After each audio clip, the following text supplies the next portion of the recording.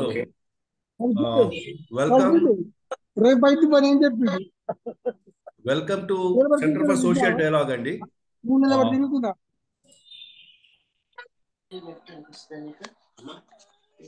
Sir Rangarao గారు మీరు mute చేసుకోవాలి. అందరూ మ్యూట్ చేసుకోండి సార్ ఒక్కసారి.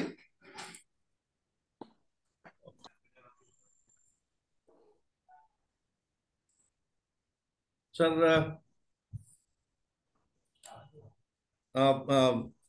Welcome to centre for social dialogue 135th session అండి. మీకు తెలుసు సెంటర్ ఫర్ సోషల్ డైలాగ్ అనేది ఒక open platform where you can discuss any idea, any ideology, theories ఏదైనా మీరు డిస్కస్ చేసుకోవచ్చు. లిటరేచర్, మీ ఓన్ లైఫ్ ఎక్స్పీరియన్స్, ఇట్లా మనం ఏదైనా సరే ఇక్కడ షేర్ చేసుకోవచ్చు. ఓపెన్ ప్లాట్ఫామ్గానే ఉంచుతున్నాము. Excepting extreme ideas, either left or right or anything, extreme ఐడియాస్కి రికన్సిలియేషన్ ఉండదు. అందువల్ల నేను వాటిని మాత్రమే వద్దు అని చెబుతున్నాను. అంటే వాళ్ళ ఏరియాస్లో వాళ్ళు డిస్కస్ చేసుకోవచ్చు, అది వేరే విషయం. But centre for social dialogue అనేది ఒక బ్రాడ్ స్పెక్ట్రమ్ ఆఫ్ ఐడియాస్ని ఎంటర్టైన్ చేసినా కానీ ఎక్కడైతే రీజనబుల్ డైలాగ్కి అవకాశం లేదు, ఎక్కడైతే స్టాండ్స్ ఫిక్స్డ్ అయి ఉంటాయో అక్కడ ఇంకా పాసిబిలిటీస్ అనేవి తక్కువగా ఉంటాయి ఫర్ డిస్కషన్. సో రెండోది ఏంటంటే సెంటర్ ఫర్ సోషల్ డైలాగ్లో మేము రిపీటెడ్గా చెప్పేది, please understand that there is an Indian constitution which talks about the right to freedom of expression. అంటే భావ ప్రకటన స్వేచ్ఛ ఒకటి ఉంది. అదే ఆర్టికల్లోనే కొన్ని రిస్ట్రిక్షన్స్ కూడా ఉన్నాయి.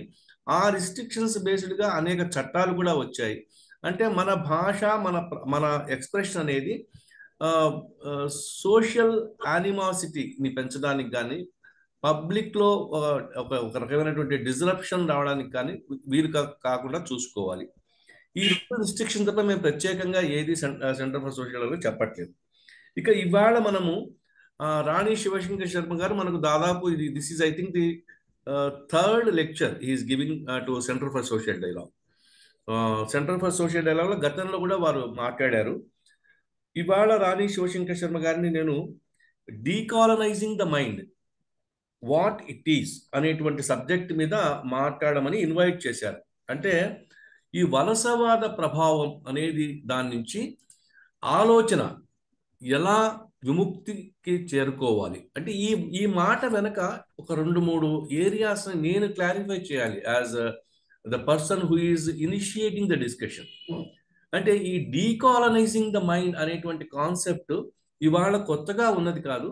దాదాపు 40-50 ఏళ్లుగా ప్రపంచవ్యాప్తంగా డిస్కషన్లోకి ఉంది. ముఖ్యంగా మీకు లాటిన్ అమెరికన్ కంట్రీస్లో, అలాగే ఆఫ్రికన్ కంట్రీస్లో ఈ మాట యొక్క ఇన్ఫ్లుయెన్స్ చాలా ఎక్కువగా ఉంటుంది. అలాగే కొన్ని ఏషియాటిక్ నేషన్స్, ముఖ్యంగా అరబిక్ నేషన్స్లో కూడా ఈ సబ్జెక్ట్ మ్యాటర్ మీద డిస్కషన్ చాలా తీవ్రంగానే నడుస్తుంది. అంటే ఇంతకు ముందే అనుకున్నట్టుగా ఎడ్వర్డ్ సేడ్ లాంటి వాళ్ళు ఓరియంటలిజం మీద రాసినప్పుడు కానీ, అలాగే ఫ్రాంచ్ ఫెనాన్ అనే అతను ది స్కమ్ ఆఫ్ ది ఎర్త్ అనేటువంటి రాసినప్పుడు కానీ, పాలో ఫ్రేరే అనే అతను the pedagogy of the oppressed అనేటువంటి సబ్జెక్ట్లో కానీ, అలాగే గుగివా థియాంగో అనేటువంటి కెన్యన్ రైటరు, చినువా అచుబే అనేటువంటి నైజీరియన్ రైటరు, ఇట్లా వీళ్ళంతా కూడా ఈ టాపిక్ని అనేక రకాలుగా డిస్కస్ చేశారు. ఇండియాలో కూడా ఈ టాపిక్ అనేది అంటే డీకాలనైజింగ్ ద మైండ్ అనేటువంటి ఆ మాట డైరెక్ట్గా ఆ మాట ఉపయోగించకపోయినా కానీ హింద్ స్వరాజ్లో చాలా బలమైనటువంటి ఎలిమెంట్స్ ఉంటాయి. దానికి గాంధీ రాసిన హింద్ స్వరాజ్లో చాలా బలమైనటువంటి, అంటే ఆ వెస్ట్రన్ కల్చర్ నుంచి ఎలా మనం ఇండిపెండెంట్గా డెవలప్మెంట్ మోడల్స్ తీసుకోవాలి అనే దాని మీద హిందూ స్వరాజ్యంలో ఆయన కొన్ని ఐడియాస్ రాస్తారు. అలాగే తర్వాత లోహియా, ధర్మపాల్ ఒక ఇంట్రెస్టింగ్ పర్సనాలిటీ. ముఖ్యంగా ఆయన రాసిన ద బ్యూటిఫుల్ ట్రీ అనేది చాలా పవర్ఫుల్ ఏరియా. ముఖ్యంగా బ్యూటిఫుల్ ట్రీ కంటే కూడా భారతీయ చిత్త మానస కాల అనే ఒక లాంగ్ ఎస్సే ఉంటుంది అయింది. అది చాలా important contribution to the idea of decolonization. వీళ్ళు కాకుండా ఒక సోషో సైకాలజిస్ట్గా ఆశీష్ నంది ఇలా రాస్తున్నారు. ఇంకొక స్పెక్ట్రం కూడా ఒకటి ఉంది. ఏంటంటే ఇప్పుడు గత ఈ 10-15 ఏళ్లుగా ముఖ్యంగా ఈ ఆర్ఎస్ఎస్ బీజేపీ వాళ్ళు ఏంటంటే వాళ్ళు కూడా ఈ వెస్ట్రన్ కల్చర్తో భారతదేశంలో ఏదో అన్యాయం జరిగిపోయింది కాబట్టి దీన్ని మొత్తం రివైవ్ చేయాలి. ఇప్పుడు ఈ రివైవలిజం అనేటువంటి మాట కూడా కొంతమంది భయంగా ఉపయోగిస్తున్నారు. అంటే ఉదాహరణకి రీసెంట్ గా రవిచందర్ అనే వ్యక్తి ఈ డీకాలనైజింగ్ ద మైండ్ అనేటువంటి దాంతో పాటుగా వచ్చే ఒక థ్రెడ్ ఏంటంటే పునరుద్ధరణ వాద ప్రమాదంలో భారతదేశం అని మధ్య ఒక చిన్న బుక్లెట్ రాశారు ఆయన. ఇట్లా చాలా ఏరియాస్ నడుస్తున్నాయి. అయితే వీళ్ళందరితో పాటుగా రాణి శివశంకర్ శర్మ గారు కూడా దాదాపు తన మొదటి పుస్తకము అంటే ద లాస్ట్ బ్రాహ్మణ్ నుంచి ఇప్పటిదాకా తను రాసిన అన్ని రచనల్లో కూడా ఈ పర్టికులర్ ఆస్పెక్ట్ ని ఆయన డైరెక్ట్ గా ఇండైరెక్ట్ గా రకరకాలుగా టచ్ చేస్తూనే ఉన్నారు. సో ఇవాళ మనము రాణి శివశంకర్ శర్మ గారి గురించి ప్రత్యేకమైనటువంటి దాని పరిచయం అవసరం లేకపోయినా కానీ ఒక షార్ట్ పరిచయం అయితే మీకు నేను ఇస్తున్నాను. రాణి శివశంకర్ శర్మ గారు లాస్ట్ బ్రాహ్మిన్ అనేటువంటి పుస్తకం ద్వారా సుప్రసిద్ధులు.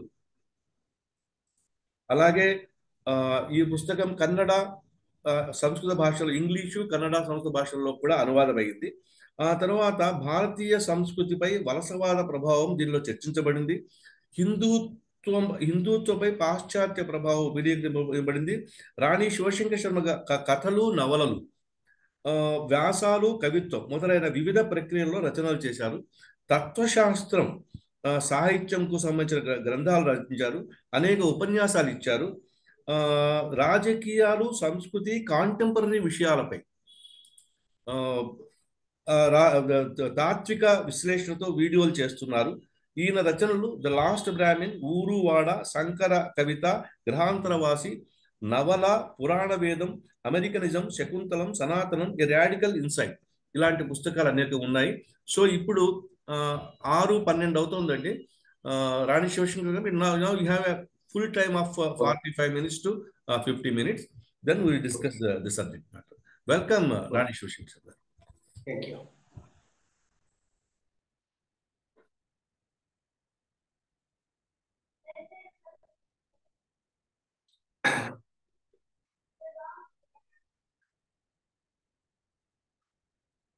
పిక్చర్ కనిపిస్తుందండి ఇప్పుడు? నా పిక్చర్ కనిపించాలి కదా, నీ మాట కూడా వినపట్లేదు. మీరు కనిపిస్తుంది, మీ పిక్చర్ కనిపిస్తుంది.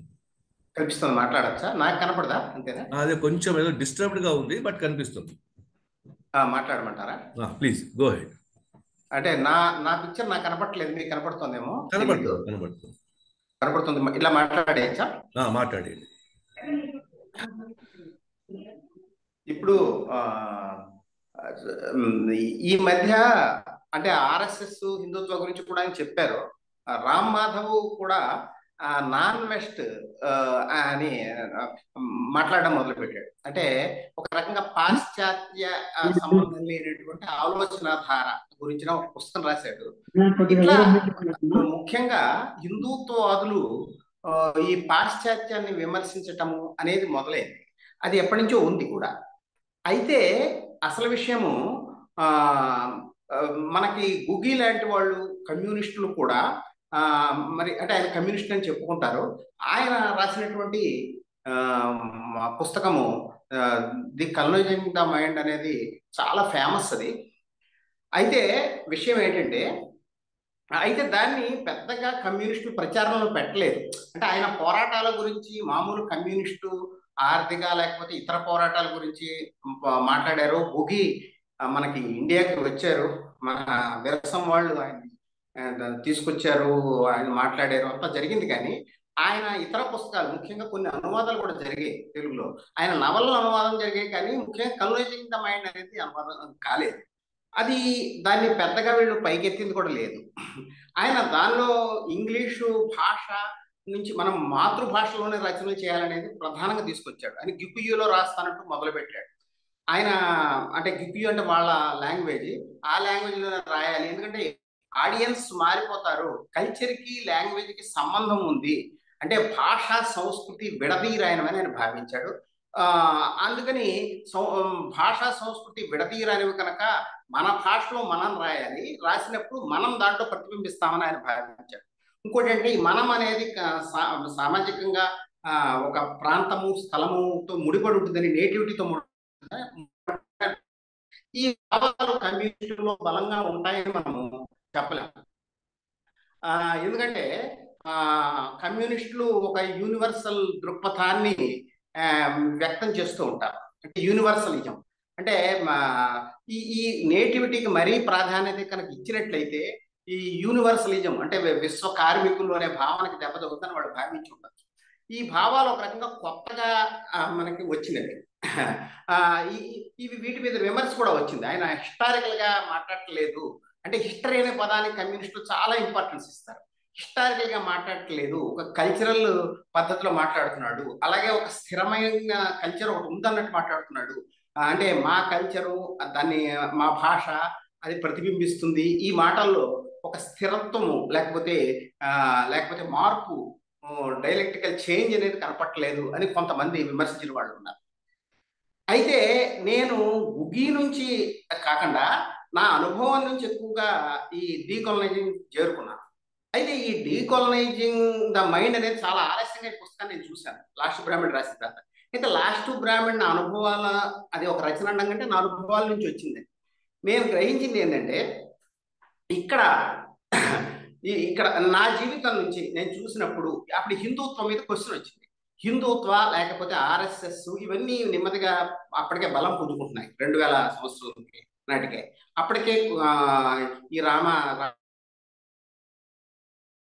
చూసినప్పుడు ఈ పరిస్థితి వీళ్ళు నిజంగా అంటే నాకు పెద్ద క్వశ్చన్ ఏమొచ్చిందంటే మా ఫాదర్ లేకపోతే మా నాన్నగారు, మా కుటుంబము ఇది నిజంగా ఆర్ఎస్ఎస్ ఏది చెప్తుందో దానికి సంబంధించిందేనా వేరేది ఏదేనా అనే క్వశ్చన్ వచ్చింది. అంటే హిందుత్వ చెప్తున్న దానికి మా కుటుంబానికి సంబంధం లేదు, ఏదో ఫారిన్ ఎలిమెంట్ ఆర్ఎస్ఎస్ లో కానీ హిందుత్వలో కానీ ఉంది. అది నిజానికి దాన్ని నేను ఎక్కువగా ఆలోచించి మా ఫాదర్ మీద నుంచి రీసెర్చ్ చేసినట్లుగా నా అనుభవాల నుంచి రాసుకుంటూ నేనేం నిర్ణయించానంటే హిందుత్వానికి ప్రచ్ఛన్న క్రైస్తవం అని. అంటే క్రైస్తవం అంటే క్రైస్తవాన్ని గురించి ఇక్కడ ఎందుకు మాట్లాడుతున్నది, ఒక మతం కదా, వలసవాదాన్ని క్రైస్తవానికి కుదించవచ్చా, కాదా అని అనవచ్చు. అయితే అది నిజం కాదు. నిజానికి వలసవాదానికి క్రైస్తవానికి ఎంత లింక్ ఉందో గుగి లాంటి వాడు కూడా మాట్లాడతారు. అది మనం విడదీయని సంబంధం ఉంది. ఒక రకంగా ప్రొటెస్టెంట్ క్రైస్తవంతో దానికి సంబంధం ఉంది కనుక ఇది ప్రచ్ఛన్న క్రైస్తవము అని నేను తేల్చాను. అలాగే ఇజ్రాయెల్ లాంటి అంటే అప్పుడు అది తేల్చినప్పుడు కొంతమంది అంటే నేను ఒక టెక్స్చువల్ గానో లేకపోతే మీకు కలోనియలిజం గురించి ఒక అకాడమిక్ గానే చెప్పదలుచుకోలేదు. నా అనుభవం నుంచి, నా రచనల నుంచి, లేకపోతే నా అనుభవం నేను చదువుతున్న దాని నుంచి చెప్తాను. అప్పుడు నేను హిందువుతో ప్రచ్ఛన్న క్రైస్తవం అన్నప్పుడు కొంతమంది దళిత వాదులు కూడా బాధ కలిగింది. ఏంటి నువ్వు హిందుత్వం అనేది అతి దుర్మార్గమైన సిద్ధాంతంగా మేము భావిస్తున్నాము, దాన్ని నువ్వు ప్రచ్ఛన్న క్రైస్తవం అని ఎలా అంటావు అని కలేకూరి ప్రసాద్ ఆ రోజుల్లోనే కలేకూరి ప్రసాద్ అనే ప్రముఖ దళిత కవి క్వశ్చన్ చేశారు. సరే, ఇది ఆశ్చర్యకరంగా కలేకూరి ప్రసాద్ చనిపోయాడు ఇప్పటికే. ఈ మధ్య ఖాదర్ మొహియుద్దీన్ పుట్టుమచ్చ అనే కవిత ద్వారా ముస్లిం వాదాన్ని ముందుకు తెచ్చిన వ్యక్తి. ముస్లింల మీద ఎలాంటి వివక్ష ఉంది అని ఆయన చివరి కమ్యూనిస్టుల యొక్క రచనల్లో కూడా, శ్రీశ్రీ లాంటి వాళ్ళ రచనల్లో కూడా ఎలాగా, లేకపోతే ఉద్యమకారుల రచనలు వాళ్ళ మాటల్లో కూడా ఎలాగ ముస్లిం వ్యతిరేకత ఉంది అని ఒక రాస్తూ తన ఐడెంటిటీ గురించి రాసినటువంటి వ్యక్తి. ముస్లిం కవిత్వానికి ఆయన ఆద్యుడుగా ఉన్నాడు. ఆయన ఒక మాట చెప్పాడు ఈ మధ్య.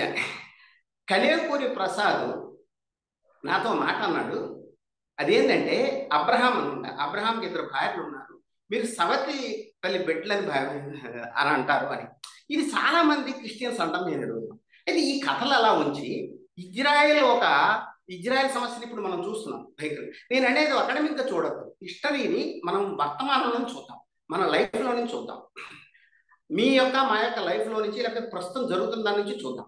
చూసినప్పుడు ఇజ్రాయెల్ సమస్య మనకి ఉంది, ఇప్పటికైతే కొనసాగుతుంది. ఇజ్రాయెల్ భయంకరంగా పాలస్తీనియల్ని ఎంత హింసాత్మకంగా చంపేస్తుందో మనకు తెలుసు. ఈ సమయంలో మనకి మళ్ళీ ఆ రోజుల్లోనే నేను ఇజ్రాయెల్ సమస్యకి హిందుత్వకి సంబంధం ఉందని రాశాను. అంటే ఒక అఖండ ఇజ్రాయెల్, అఖండ భారత్, అలాగే బిబ్లికల్ గా ఒక స్థలము, దైవదత్తమైన స్థలము యూదులకు ఉంది అన్నట్టుగానే ఒక దైవదత్తమైన స్థలము హిందువులకు ఉంది. ఇవన్నీ పోలికలు ఉన్నాయి. ఇలాంటి ఐడియాస్ అంతకు ముందు ఉన్నటువంటి ట్రెడిషనల్ టెస్టులు లేవని నేను చెప్తాను. ఇప్పుడు ఖాదర్ మొహయుద్దీన్ కూడా ఆ రోజుల్లోనే ఎలా కలివేకుల ప్రసాద్ ఏమన్నాడు చెప్పు.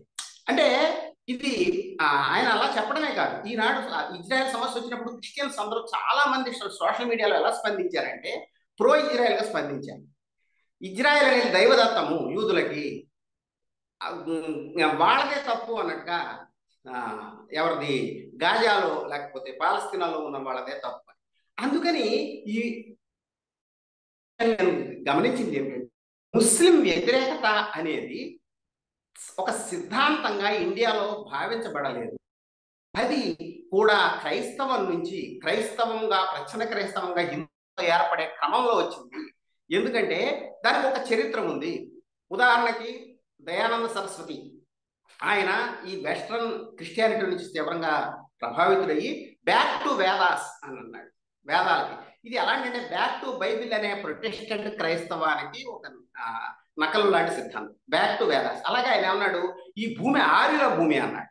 ఈ రకంగా వాళ్ళు ఇజ్రాయెల్ అనేది యూదుల భూమి అన్నట్టుగా సేమ్.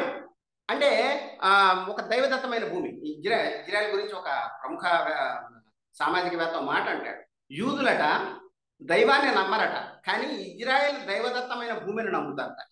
అది వాళ్ళ నాస్తికులు, కానీ వాళ్ళు దైవదత్తమైన భూమిని నమ్ముతారు. అంటే ఒక రకంగా ఈ దైవదత్తమైన భూమి, back to Vedas, back to Bible లాంటి ఈ సిద్ధాంతాలు, లేకపోతే శుద్ధి అంటే మతాంతరీకరణ అలాంటివి, అంటే మత స్వీకరణ అలాంటి భావాలు, ఇవన్నీ ఆర్య సమాజం నుంచి నెమ్మదిగా మనకి పోరావడం మొదలుపెట్టాయి. అంటే ఏంటంటే ఒక రకంగా హిందుత్వ ఏర్పడడంలో మనకి ఇంకా ఈయన చూస్తే సావర్కర్ చూస్తే మనకి సావర్కర్, కానీ తర్వాత సావిత్రీదేవి అని గ్రీకు దేశం నుంచి వచ్చింది. వీళ్ళందరూ ఈ దొక్కు కూడా నేను ఇతర ఉపన్యాసాల్లో చెప్పాను, మన ఉపన్యాసాల్లోనే. సావిత్రీదేవిని గ్రీకు దేశం నుంచి వచ్చి సావిత్రీదేవిని పేరు పెట్టుకుంది ఆవిడ. కానీ వీళ్ళందరూ కూడా ఒక రకమైన ఒక జాతివాదాన్ని తీసుకురావడానికి ట్రై చేస్తారు. హిందూ జాతి ఒకటి ఉంది, దీనికి ముస్లింలు వ్యతిరేకులు అనే భావాన్ని క్రమేపీ తీసుకొచ్చారు. ఇది పూర్తిగా క్రైస్తవం నుంచి వచ్చింది, కానీ మన గ్రంథాల్లో ఉన్నది కాదు. లేకపోతే ఇటువంటి భావన, ఒక జాతి భావన అనేది పూర్తిగా కొత్త అని ఇప్పటికీ నేను చాలాసార్లు చెప్పాను. ఇవి ట్రెడిషనలిస్టుల గ్రంథాల నుంచి మనం గ్రహించవచ్చు. అంటే మనం ఇవి గ్రహించాలంటే సంప్రదాయవాదులని మనము విసుక్కోకుండా చదవాలి. కానీ మనం చేసే పొరపాటు ఏంటంటే ప్రోగ్రెసివ్ రైటర్స్ని చదువుతాం, కానీ సంప్రదాయవాదులు లేకపోతే ట్రెడిషనలిస్టుల్ని, సనాతనిస్టుల్ని చదవాలి. ఉదాహరణకి ఆర్ఎస్ఎస్ గురించి ఖండిస్తూ రాసినటువంటి కరపాత్ర స్వామి అనే స్వామి ఆర్ఎస్ఎస్ और హిందూ ధర్మం పుస్తకం రాశాడు. ఆయన ఆర్ఎస్ఎస్ వాళ్ళు బంచ్ ఆఫ్ థాట్స్ ని మొత్తంగా ఖండించాడు. గురూజీ రాసినటువంటి బంచ్ ఆఫ్ థాట్స్ ఖండిస్తూ ఆయన ఏమన్నాడంటే, ఈ ఒకే జాతి భావన, హిందువుల భూమి, ఇలాంటివి చాలా ప్రమాదకరమైనవి. ఇవి హిట్లర్ నుంచి మనం స్వీకరిస్తున్నారు. మీరు మాట్లాడుతున్నది సనాతనం కాదు, మీరు మంత్రాలకి వాటికి ఇస్తున్న అర్థాలు కూడా సనాతనమైనవి కాదు అని ఆయన అన్నాడు. ఎందుకంటే ఈ సనాతనిస్టులు వీళ్ళకి ఒక రిలీజియన్ లేకపోతే ఒక టెరిటోరియల్ అనే భావాలు లేవు, ఒక జాతి భావన కూడా లేదు. అయితే వెంటనే ఒక ప్రశ్న వస్తుంది, ఏమంటే అయితే మీరు బ్రాహ్మణులు సపోర్ట్ చేస్తున్నారా, అయితే గతాన్ని సపోర్ట్ చేస్తున్నారా? ముందు అర్థం చేసుకోవడం కంటే జడ్జిమెంట్ మనకు ముఖ్యం. ఎందుకంటే గతం మీద వర్తమానాన్ని ఒక జడ్జిమెంట్గా మనం భావిస్తాం.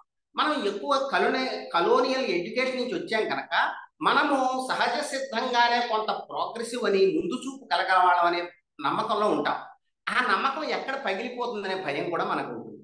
అందుకని హిందుత్వలోనే ఆధునిక భావాల నుంచి వచ్చింది హిందుత్వ అంటే చాలా మందికి అనుమానం వస్తుంది. నిజానికి హిందుత్వాన్ని బలపడింది సంప్రదాయవాదం కంటే ఈ సంస్కృత భావాల్లో ఎక్కువగా హిందుత్వ మూలాలు కనపడతాయి. ఇప్పుడు నేను దయానంద సరస్వతి ఒకటే చెప్పాను. ఉదాహరణకి సంస్కర్తలు ట్రెడిషనలిస్టులకి మధ్య వాదాలు జరిగాయి సంస్కరణ గురించి. జరిగినప్పుడు ట్రెడిషనలిస్టులు ట్రెడిషనలిస్టులు ఏమన్నారంటే ఇవన్నీ అంటే బాల్య వివాహము, వితంతు వివాహము ఇవన్నీ కూడా మన గ్రంథాల్లోనివి, అవి మనుస్మృతి లేకపోతే ఇతర గ్రంథాల స్మృతి గ్రంథాల్లోనివి అని అన్నారు. అదే సమయంలో సంస్కర్తలు అది కాదు, మనకి ప్రౌఢ స్త్రీ అంటే పెద్ద వయసు వచ్చినటువంటి స్త్రీలు పెళ్లి చేసుకోవచ్చు, పునర్వివాహాలు ఉన్నాయి, విధవ వివాహాలు ఉన్నాయి, ఇలాంటి మంచి విషయాలు కూడా మన గ్రంథాల్లో ఉన్నాయని చెప్పారు. ఇంతవరకు బాగుంది సంస్కర్తలు. మరి ఇవన్నీ ఎక్కడి నుంచి వచ్చాయి? బాల్య వివాహాలకు సమర్థన, సతీ సగమన సమర్థన, ఈ సతీ సగమనానికి సమర్థన, ఇవన్నీ ట్రెడిషనల్ గ్రంథాల్లో ఎందుకు ఉన్నాయంటే వాళ్ళు అన్నారు ముస్లింల యొక్క దాడి నుంచి మనల్ని మనం కాపాడుకోవడం కోసం ఇవి ప్రవేశపెట్టారు, రాయాల్సి వచ్చినప్పుడు. ఎందుకంటే వివాహిత అయిన బాల్య వివాహం చేస్తే ఒక అమ్మాయి చిన్నపిల్ల అయిన 8 ఏట్లో 7 ఏట్లో పెళ్లి చేసేస్తే ఆ అమ్మాయిని ముస్లింలు ఎత్తుకుపోరు, మంగళసూత్రం ఉంటే ఎత్తుకుపోరు. అట్లాగే ముస్లింలు ఎత్తుకుపోతారనే భయంతో సహగమనాలు లాంటివి, వాళ్ళు హింసిస్తారనే భయంతో సహగమనాలు లాంటివి ప్రవేశపెట్టవలసి వచ్చిందని ఆశ్చర్యకరంగా సంస్కృతులు వాదించారు. ఈ విషయాలు మనకి షేక్ మహబూబ్ బాషా అని ఉర్దూ యూనివర్సిటీ హైదరాబాద్ లో పనిచేస్తారు. ఆయన సంస్కరణల మీద మంచి పరిశోధన చేస్తున్నాడు. ఆయన ఇవన్నీ రాశాడు. అంటే సంస్కర్తలు ఒకవైపు సంస్కరణ భావాలు మన గ్రంథాల్లో ఉన్నాయంటూనే మన గ్రంథాల్లో ఉండే చెడంతా ముస్లింల వల్ల వచ్చింది అని వాదించారు.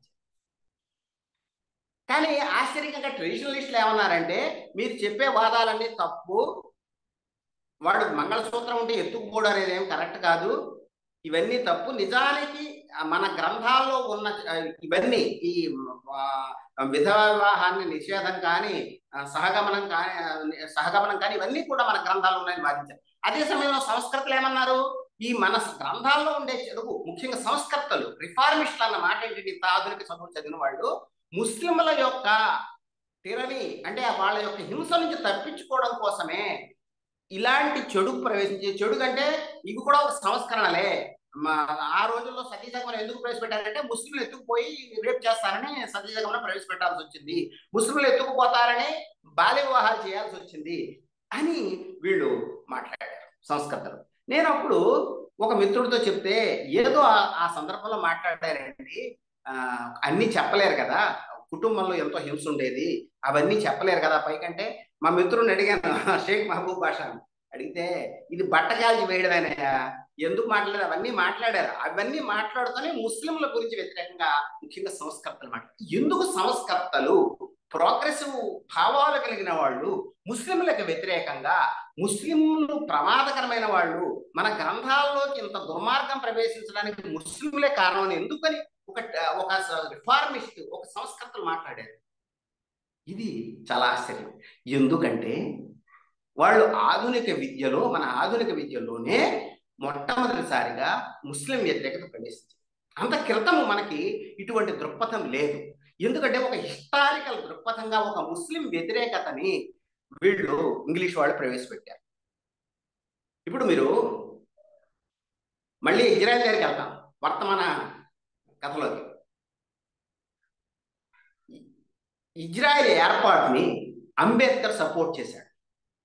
ఒక యూదు పత్రికలో ఆయన దానిని ఒక సివిలైజింగ్ మిషన్, అంటే ఒక పౌర సమాజ నిర్మాణంలో భాగమే ఇజ్రాయెల్ అని మెచ్చుకున్నాడు. అందుకని ఇజ్రాయెల్ వాళ్ళు చాలా మెచ్చుకుంటూ ఆయన్ని మాట్లాడారు. ఇది మనకి 17వ వాల్యూమ్లో కనపడుతుంది ఈ అంబేద్కర్ రచనల్లో. అందుకని ఒక యూదు పత్రికలో ఇలాంటి ఇంటర్వ్యూలు ఇలా మాట్లాడారనేది మనకు తెలుసు. ఇంకోటి ఏంటంటే ఆయన ఏమని అన్నాడంటే యూదులకి ఒక ప్రవక్త ఎలాగైతే దారి చూపించాడో నేను కూడా అలాంటి ప్రవక్తని అని. అంటే ఒక యూదు ల్యాండ్ దగ్గరికి తీసుకెళ్ళాడు, నేను కూడా ఒక ప్రవక్తని, ఆ ప్రవక్త పేరు ఉంది, ఆ ప్రవక్తలు అలాంటి ప్రవక్తని రాసుకున్నాడు. అంటే అదే సమయంలో గాంధీ అంతకుముందే ఈ అంబేద్కర్ ఇజ్రాయెల్ ఏర్పాటును సమర్థించడానికి 10-15 సంవత్సరాలకు ముందే వ్యతిరేకించాడు గాంధీ ఇజ్రాయెల్ ఏర్పాటును. ఎందుకంటే అరబ్బులతో మీరు వాళ్ళ మనస్సులో స్థానం సంపాదించుకుంటే అప్పుడు మీకు స్థానం వస్తుంది అక్కడ. అంతేకాని దైవదత్త భూమి ఏమిటి? ప్రామిస్డ్ ల్యాండ్ అంటే ఎవడు ప్రామిస్ చేశాడు మీకు? మీకు ప్రామిస్డ్ ల్యాండ్ అంటే మీ ఏ దేశంలో ఉన్నారో అక్కడ ఉండండి, ఫ్రాన్స్ లో ఉంటే ఫ్రాన్స్ వాళ్ళుగా ఉండండి, ఇంకో చోట ఉంటే ఇంగ్లాండ్లో ఉంటే ఇంగ్లాండ్లో ఉండండి, అక్కడెక్కడ ప్రామిస్ ల్యాండ్ ఏంటి, ఎవడో అరబ్ వాడి దగ్గరికి వెళ్ళి అరబ్బులు ఏమైపోవాలని క్వశ్చన్ చేశాడు. అయితే ఇలా దళితులతో తమని పోల్చుకోవడం అంటూ ఉత్తరాలు రాసిన వాళ్ళలో ఈయన కూడా ఉన్నాడు. ఐన్స్టీన్ నెహ్రూకు లెటర్ రాస్తాడు, దళితుల యొక్క సమస్యను మీరు పరిష్కరిస్తున్నారు, అస్పృశ్యత నిషేధిస్తున్నారు, ఇటువంటి మంచి చట్టాలు చేస్తున్న మీరు మా ఇజ్రాయెల్ యొక్క కాజ్ కోసం పాటుపడాలంటే మరి అరబ్బుల కాజ్ కూడా ఉంది అక్కడని నెహ్రూ సమాధానం చెప్తాడు. సరే, ఇదంతా నేనేందుకు చెప్తున్నానంటే ఈ ఇజ్రాయెల్ సమస్య లేకపోతే దీనికి సంబంధం అంటే మన ఎడ్యుకేషన్లోనే ఒక యాంటీ ముస్లిం నేచర్ ఉంది. అది మనకి క్రైస్తవం నుంచి వాళ్ళ వెస్ట్లో ఉన్నటువంటి యాంటీ సెమిటిజం లేకపోతే యాంటీ ముస్లిం భావాల నుంచి వచ్చిందే కానీ అంతకు ముందు లేదు. ఎలా లేదో నేను లాస్ట్ బ్రాహ్మణ్లో రాశాను.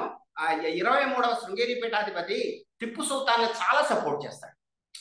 టిప్పు సుల్తాన్ గురించి నెగిటివ్గా ఒక శిష్యుడు వచ్చి మాట్లాడితే నువ్వు ఇంగ్లీష్ హిస్టరీ చదివి మాట్లాడుతున్నావు, టిప్పు సుల్తాన్ మన మఠాలకు ఎంతో చేశాడు, మన ఆలయాలకు ఎంతో చేశాడు, అలా మాట్లాడకు అని సమాధానం చెప్తాడు. ఇంకోటి కూడా అంటాడు, వాళ్ళు కత్తితో మన మీద దాడి చేసి ఉండొచ్చు, వీళ్ళు మిత్రులుగానే ఉంటూ మనల్ని మార్చేస్తున్నారు, మన సంస్కృతికి నాశనం చేస్తున్నారు ఇంగ్లీష్ వాళ్ళని ఆయన చంద్రశేఖర భారతీ స్వామిని 23వ శృంగేరి పీఠాధిపతి చెప్తాడు. అంటే బ్రిటిష్ టైంలో నిజానికి ముస్లింలు 800 సంవత్సరాలు ఎంతో పరిపాలించినప్పటికీ యాంటీ ముస్లిం అనేది ఒక జాతి విద్వేషం అనేది రాలేదు. ఈ హిందూ ముస్లిం డైకోటమీ అనేది ఎక్కువగా తీసుకొచ్చింది ఇంగ్లీష్ వాడే. ఎందుకంటే వాళ్ళ హిస్టరీని రచించడంలోనే అలాగా జేమ్స్ మిల్ హిస్టరీ ఉంటుంది, మతపరంగా విభజించారు. హిందూ యుగం, ముస్లిం యుగం, మళ్ళీ బ్రిటిష్ యుగం అంటారు. దాని నుంచి చాలా క్వశ్చన్ వచ్చింది, బ్రిటిష్ యుగం అంటే మిగిలిన మతపరంగా ఎందుకు విభజించారని. అంటే హిందూ ముస్లిం ద్విజాతి సిద్ధాంతాన్ని వాళ్ళు స్థాపించారు. అది మన ఎడ్యుకేషన్ ఎంతగా భాగం అయిపోయిందంటే మన ముస్లింలని ఎవడైతే మోడర్న్ ఎడ్యుకేటెడో వాళ్ళు ఎక్కువగా యాంటీ ముస్లింగా మారే అవకాశం పెరిగింది. అందుకే సిటీస్లోనే మీకు బీజేపీకి ఓట్లు ఎక్కువ ఉంటాయి చూడండి పల్లెటూరులో కంటే. మోడర్న్ ఎడ్యుకేషన్ మిమ్మల్ని యాంటీ ముస్లింగా మార్చేస్తుంది. ఇలా అనగానే నా ఓటోని ఏమంటారంటే మీరు గతాన్ని సమర్పిస్తున్నారా, ఇది ఒకటి వచ్చేస్తుంది. అంటే మన దేశం కుల వ్యవస్థతో పునారితుంటే ఎన్నో లోపాలతో ఉంటే బ్రిటిష్ వాడు వచ్చి మనం ఉద్ధరించాడనే భావన ఏదైతే ఉందో ఇది ఆఫ్రికాలో ఉంది, ఆసియాలో ఉంది, ప్రతి చోట ఉంది. మనకు ఒక వ్యవస్థను ఏర్పరిచాడు అనేది. ఇప్పుడు మనకి ఇంకొక 20 సంవత్సరాలు 30 సంవత్సరాలు ఈ ఇజ్రాయెల్ అక్కడ స్థిరపడితే, అదొక అమెరికా లాగా స్థిరపడితే, అక్కడ అరబ్బుల్ని తరిమేస్తే అప్పుడు కూడా దాని ఒక నాగరిక దేశంగా భావించి ఆ ప్రాంతాన్ని ఉద్ధరించిందని చెప్పడానికి కూడా మనం వెనకాడం. అయితే ఇదంతా ఎందుకు చేస్తున్నామంటే మన ఎడ్యుకేషన్ సిస్టంలోనే మనము బ్రిటిష్ అంటే ఒక వలసవాద భావజాలంలో కూరుకుపోయాం. ఆ భావజాలం నుంచి హిందుత్వం కూడా పుట్టింది. ఇంకొక విషయం చెప్తాను, మనము ఈ విషయాన్ని గుర్తించడం కూడా చాలా కష్టం. మన ఎడ్యుకేషన్ సిస్టమ్ వల్ల కానీ దేని వల్ల కానీ మనం ప్రోగ్రెసివ్ అనుకుంటాం. మన ఆలోచనలు అంటే మన అన్ని సిద్ధాంతాల్లోని లోపాలు ఉన్నాయి. ఇప్పుడు మీరు కమ్యూనిస్టులు ముస్లిం వ్యతిరేక ఆలోచనలు ఉన్నాయని ఖాదర్ రాశాడు. ఎందుకు వస్తున్నాయి అవన్నీ? ప్రోగ్రెసివ్ థింకర్స్ లోనే వాళ్ళ రచనల్లోనే ఇలాంటివి ఎందుకు చూస్తున్నాయి ఒక ట్రెడిషనల్ బుక్లో కంటే కూడా అనేది మనకి ఒక క్వశ్చన్ రావాలి. ఈ క్వశ్చన్ మనకి రాదు. ఎందుకంటే మనము యూరోసెంట్రిక్గా ఆలోచిస్తాం, అది మనకు తప్పదు. మనం యూరోసెంట్రిక్గా ఆలోచిస్తాం. కొంతమంది అన్నారు వాళ్ళు పరిపాలించింది 200 సంవత్సరాలే కదండి. 800 సంవత్సరాలు, ఒక 1000 సంవత్సరాలు ముస్లింలు పరిపాలించినా మరొకటి పరిపాలించినా ఏమీ లేదు. కానీ వీళ్ళు ఒక రకంగా మన ఆలోచన విధానాన్ని, వ్యవస్థల్ని మౌలికంగా మార్చారు ఇంగ్లీష్ వాళ్ళు. మనం ఎలా ఆలోచించాలి, ఏ విధంగా అర్థం చేసుకోవాలి, ఏది సత్యము, ఏది ఆబ్జెక్టివ్గా మనము గుర్తించగలము అనేది వీళ్ళు చెప్పడం మొదలుపెట్టారు. ఐడెంటిటీస్ని స్థిరపరిచారు. అంటే ఎవరు హిందువు, ఎవరు ముస్లిము జనాభా లెక్కలు వేసి ఐడెంటిటీస్ని డాక్యుమెంటేషన్ చేయడం కానీ స్థిరపరచడం కానీ చేశారు. అలాగే ప్రతి దాన్ని ఒక శాస్త్రంగా డెవలప్ చేస్తారు. అంటే ఆంథ్రోపాలజీ అనో మరొకటనో. ఇప్పుడు ఉదాహరణకి ఈ ట్రైబల్ కొంతమంది దొంగతనాలు చేసే వాళ్ళని వాళ్ళని క్రిమినల్ ట్రైబ్స్ అన్నారు. క్రిమినల్ ట్రైబ్స్ అంటే మొన్న నేను ఎక్కడ ఫేస్బుక్ లో అన్న క్రిమినల్ ట్రైబ్స్ అని ఎలా అంటారండి, ఇది కూడా కుల వ్యవస్థను స్థిరపరచడం లాంటిదే కదంటే కాదు, వాళ్ళలో క్రిమినల్ లక్షణాలు ఉండడం వల్ల క్రిమినల్ ట్రైబ్స్ అన్నారండి. అంటే కుల వ్యవస్థ అనేది మూఢత్వం అయితే వాళ్ళు క్రిమినల్ ట్రైబ్స్ గా ఒక ట్రైబ్ ని నిర్ధారించి మూలక నెట్టడం అనేది ఒక సోషల్ సైన్స్ గా గుర్తించబడింది, యాంథ్రపాలజీగా గుర్తించబడింది. ఒకళ్ళ మార్షియల్ రేస్ అని ఇవన్నీ కూడా మనకి క్యాష్ ఆఫ్ మైండ్ లో నికోలస్ రిక్షు వివరంగా రాస్తారు. అలాగే జనాభా లెక్కలలో కూడా అస్తిత్వాలను స్థిరపరిచారు. వీడు ముస్లిము, వీడు హిందువు, వీడు శూద్రుడు, వీడు బ్రాహ్మణుడు, ఇంత ఇటువంటి వాటి వల్ల ఏమైందంటే మనము యూరోసెంట్రిక్ గానే ఏదైనా ఆలోచించే పరిస్థితి వచ్చింది. మన ఆలోచనని, మన మైండ్ ని కంట్రోల్ చేస్తే మంచిది, అంటే అప్పుడు మనము అందరినీ కంట్రోల్ చేయొచ్చు అనేటటువంటి దృష్టి బ్రిటిష్ వాడికి ఉన్నట్టుగా, బ్రిటిష్ వాడితో మొదలైంది. ఇప్పుడు అమెరికా కానీ ఏవి కానీ అవే చేస్తున్నాయి, ఈ స్టడీలన్నీ అవే. అయితే బ్రిటిష్ వాడితో మొదలైంది. ఇప్పుడు ఏమైందంటే మనం ఇలా మన మైండ్ మీద ఇదే కలోనైజింగ్ ఆఫ్ ద మైండ్, అంటే మనస్సుని ఆక్రమిస్తే ప్రపంచాన్ని ఆక్రమించినట్టే, మైండ్ని ఆక్రమిస్తే ప్రపంచాన్ని ఆక్రమించినట్టు ఇంగ్లీష్ వాడు గుర్తించినట్టుగా వేరే వారు గుర్తించలేదు. అందుకని మన మైండ్ని ఆక్రమించాడు ఇంగ్లీష్ వాడు. ఎప్పుడైతే ఆక్రమించాడో మనము ఇప్పుడు ఒక రకంగా, అంటే ఇప్పుడు రూపాయిని మనము దాని వాల్యూ గుర్తించాలంటే డాలర్తో పోల్చుకొని గుర్తించగలం, అంతేగాని రూపాయి విలువ ఎంత అనేది మనం డాలర్తో పోల్చుకొని గుర్తిస్తాం. కానీ డాలర్ను రూపాయి విలువతో గుర్తించలేము. ఎప్పుడు కూడా అటు నుంచి, అంటే అమెరికన్ సెంటర్ కానీ యూరో సెంటర్ కానీ మనం ఆలోచించగలం. అది అంటే మనం విలువ మనని మనం కొలుచుకోవాలంటే ఆ కొలత బద్దలు ఇంగ్లీష్ వాడి దగ్గర ఉంటాయి. ఇది మనకి అందుకని ఏమైపోయిందంటే కొన్ని నేను సింపుల్ గా సూత్రీకరిస్తాను అనమాట. ఏంటంటే అక్కడ ఏమున్నాయో ఇక్కడ మనకి అవి ఎందుకు లేవు, ఒకటో ప్రశ్న.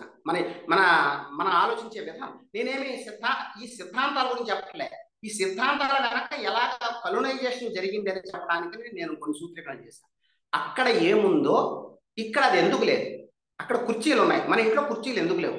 అక్కడ టీవీ, పక్కింట్లో టీవీ ఉంది, మనకి టీవీ ఎందుకు లేదు.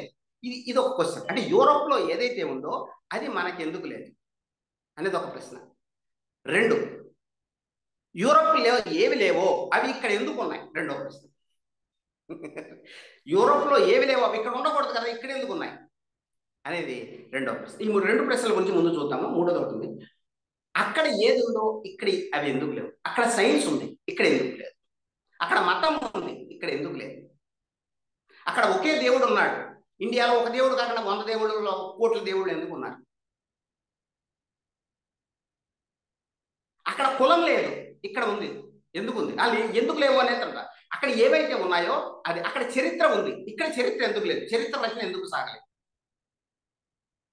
అక్కడ ఏవైతే ఉన్నాయో, ఏ రూపంలో ఉన్నాయో, ఏ పద్ధతిలో ఉన్నాయో యూరోప్లో, అవి ఇక్కడ అలాగే ఎందుకు లేవు. వాళ్ళకి డాలర్ ఉంది, మనకి ఎందుకు లేదు.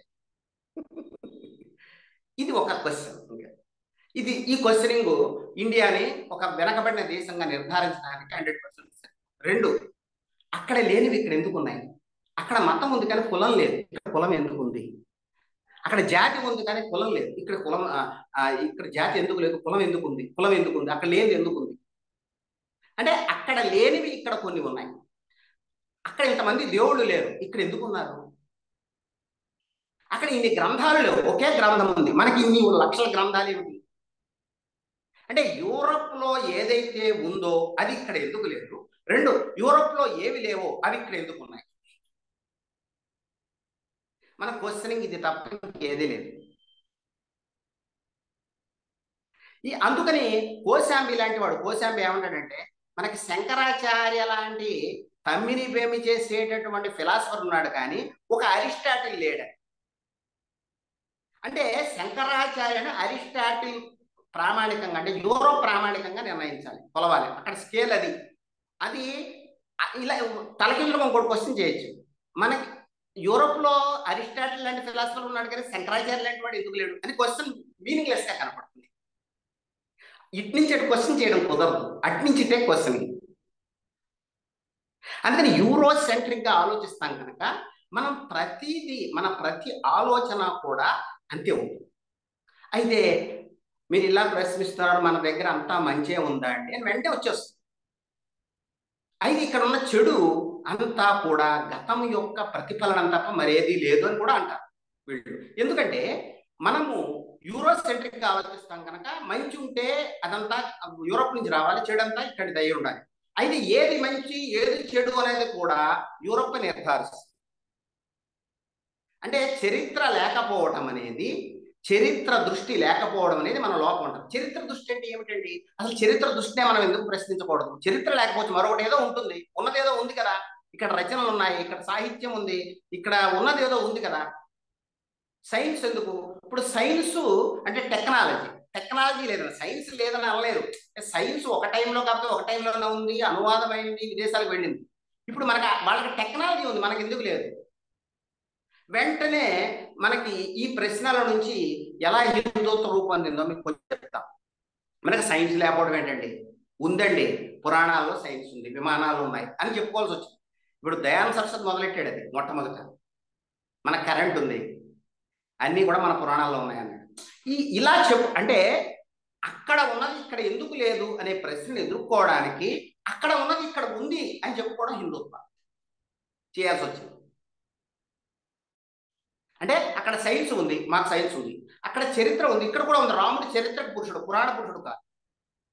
ఎవరు కూడా గతంలో రాముడు ఉన్నాడా లేడా, ఎక్కడ పుట్టాడని ఎవరు నిర్ణయించలేదు.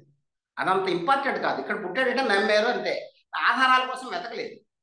వాళ్ళకి చరిత్ర అనేది, వాళ్ళు వాస్తవంగా ఉన్నాడా ఆబ్జెక్టిఫై చేయడం అనేది వాళ్ళ ఉద్దేశం. అది అందుకని మనం ఏం చేసాం, రాముడు అక్కడే పుట్టాడు అనడానికి మాకు ఈ ఆధారాలు దొరికాయండి, వాళ్ళ పూర్వీకులు ఉన్నారో లేకపోతే అక్కడ ఏవో దొరికాయి స్తంభాలని చెప్పడం మొదలెట్టాం. అంటే హిస్టరీని, అక్కడ హిస్టరీ ఉంది, మనకి హిస్టరీ లేదనే దాని నుంచి మనకి హిస్టరీ ఉంది, మనది గొప్ప హిస్టరీ అని చెప్పుకోవడం కూడా మొదలైంది. గుప్తుల పీరియడ్, ఈ పీరియడ్, ఆ పీరియడ్ మనకు చాలా గొప్ప, మనం ఏమి అక్కడి నుంచి తెచ్చుకొని చాలా, అంటే అక్కడ ఏవైతే ఉన్నాయో ఇక్కడ అవే ఉన్నాయి. అక్కడ సైన్స్ ఉంది, ఇక్కడ సైన్స్ ఉంది. అక్కడ చరిత్ర ఉంది, ఇక్కడ చరిత్ర ఉంది. అక్కడ ఫిలాసఫీ ఉంది, ఇక్కడ ఫిలాసఫీ ఉంది. దాన్ని పోల్చడం కూడా పెరిగింది. ఎలాగంటే మన కాళిదాసుని షేక్స్పియర్తో పోల్చడం, ఇండియన్ షేక్స్పియర్. అంటే పోల్చుకోకపోతే యూరోప్, ఇండియన్ షేక్స్పియర్ ఎందుకు, ఒక ఆఫ్రికా వాడితో పోల్చుకోవచ్చు కదా. ఇండియన్ చిను అచాబే అని ఎందుకన్నారు? అరిస్టాటిల్తో ఎందుకు పోల్చుతావు నువ్వు? చైనా ఫిలాసఫర్ కానీ ఎవరో ఒక ఫిలాసఫర్ని, టావోయిజం సంబంధించిన ఫిలాసఫర్ లాంటి వాడు మన దేశంలో ఉన్నాడని చెప్పచ్చు కదా, కోశాంబి.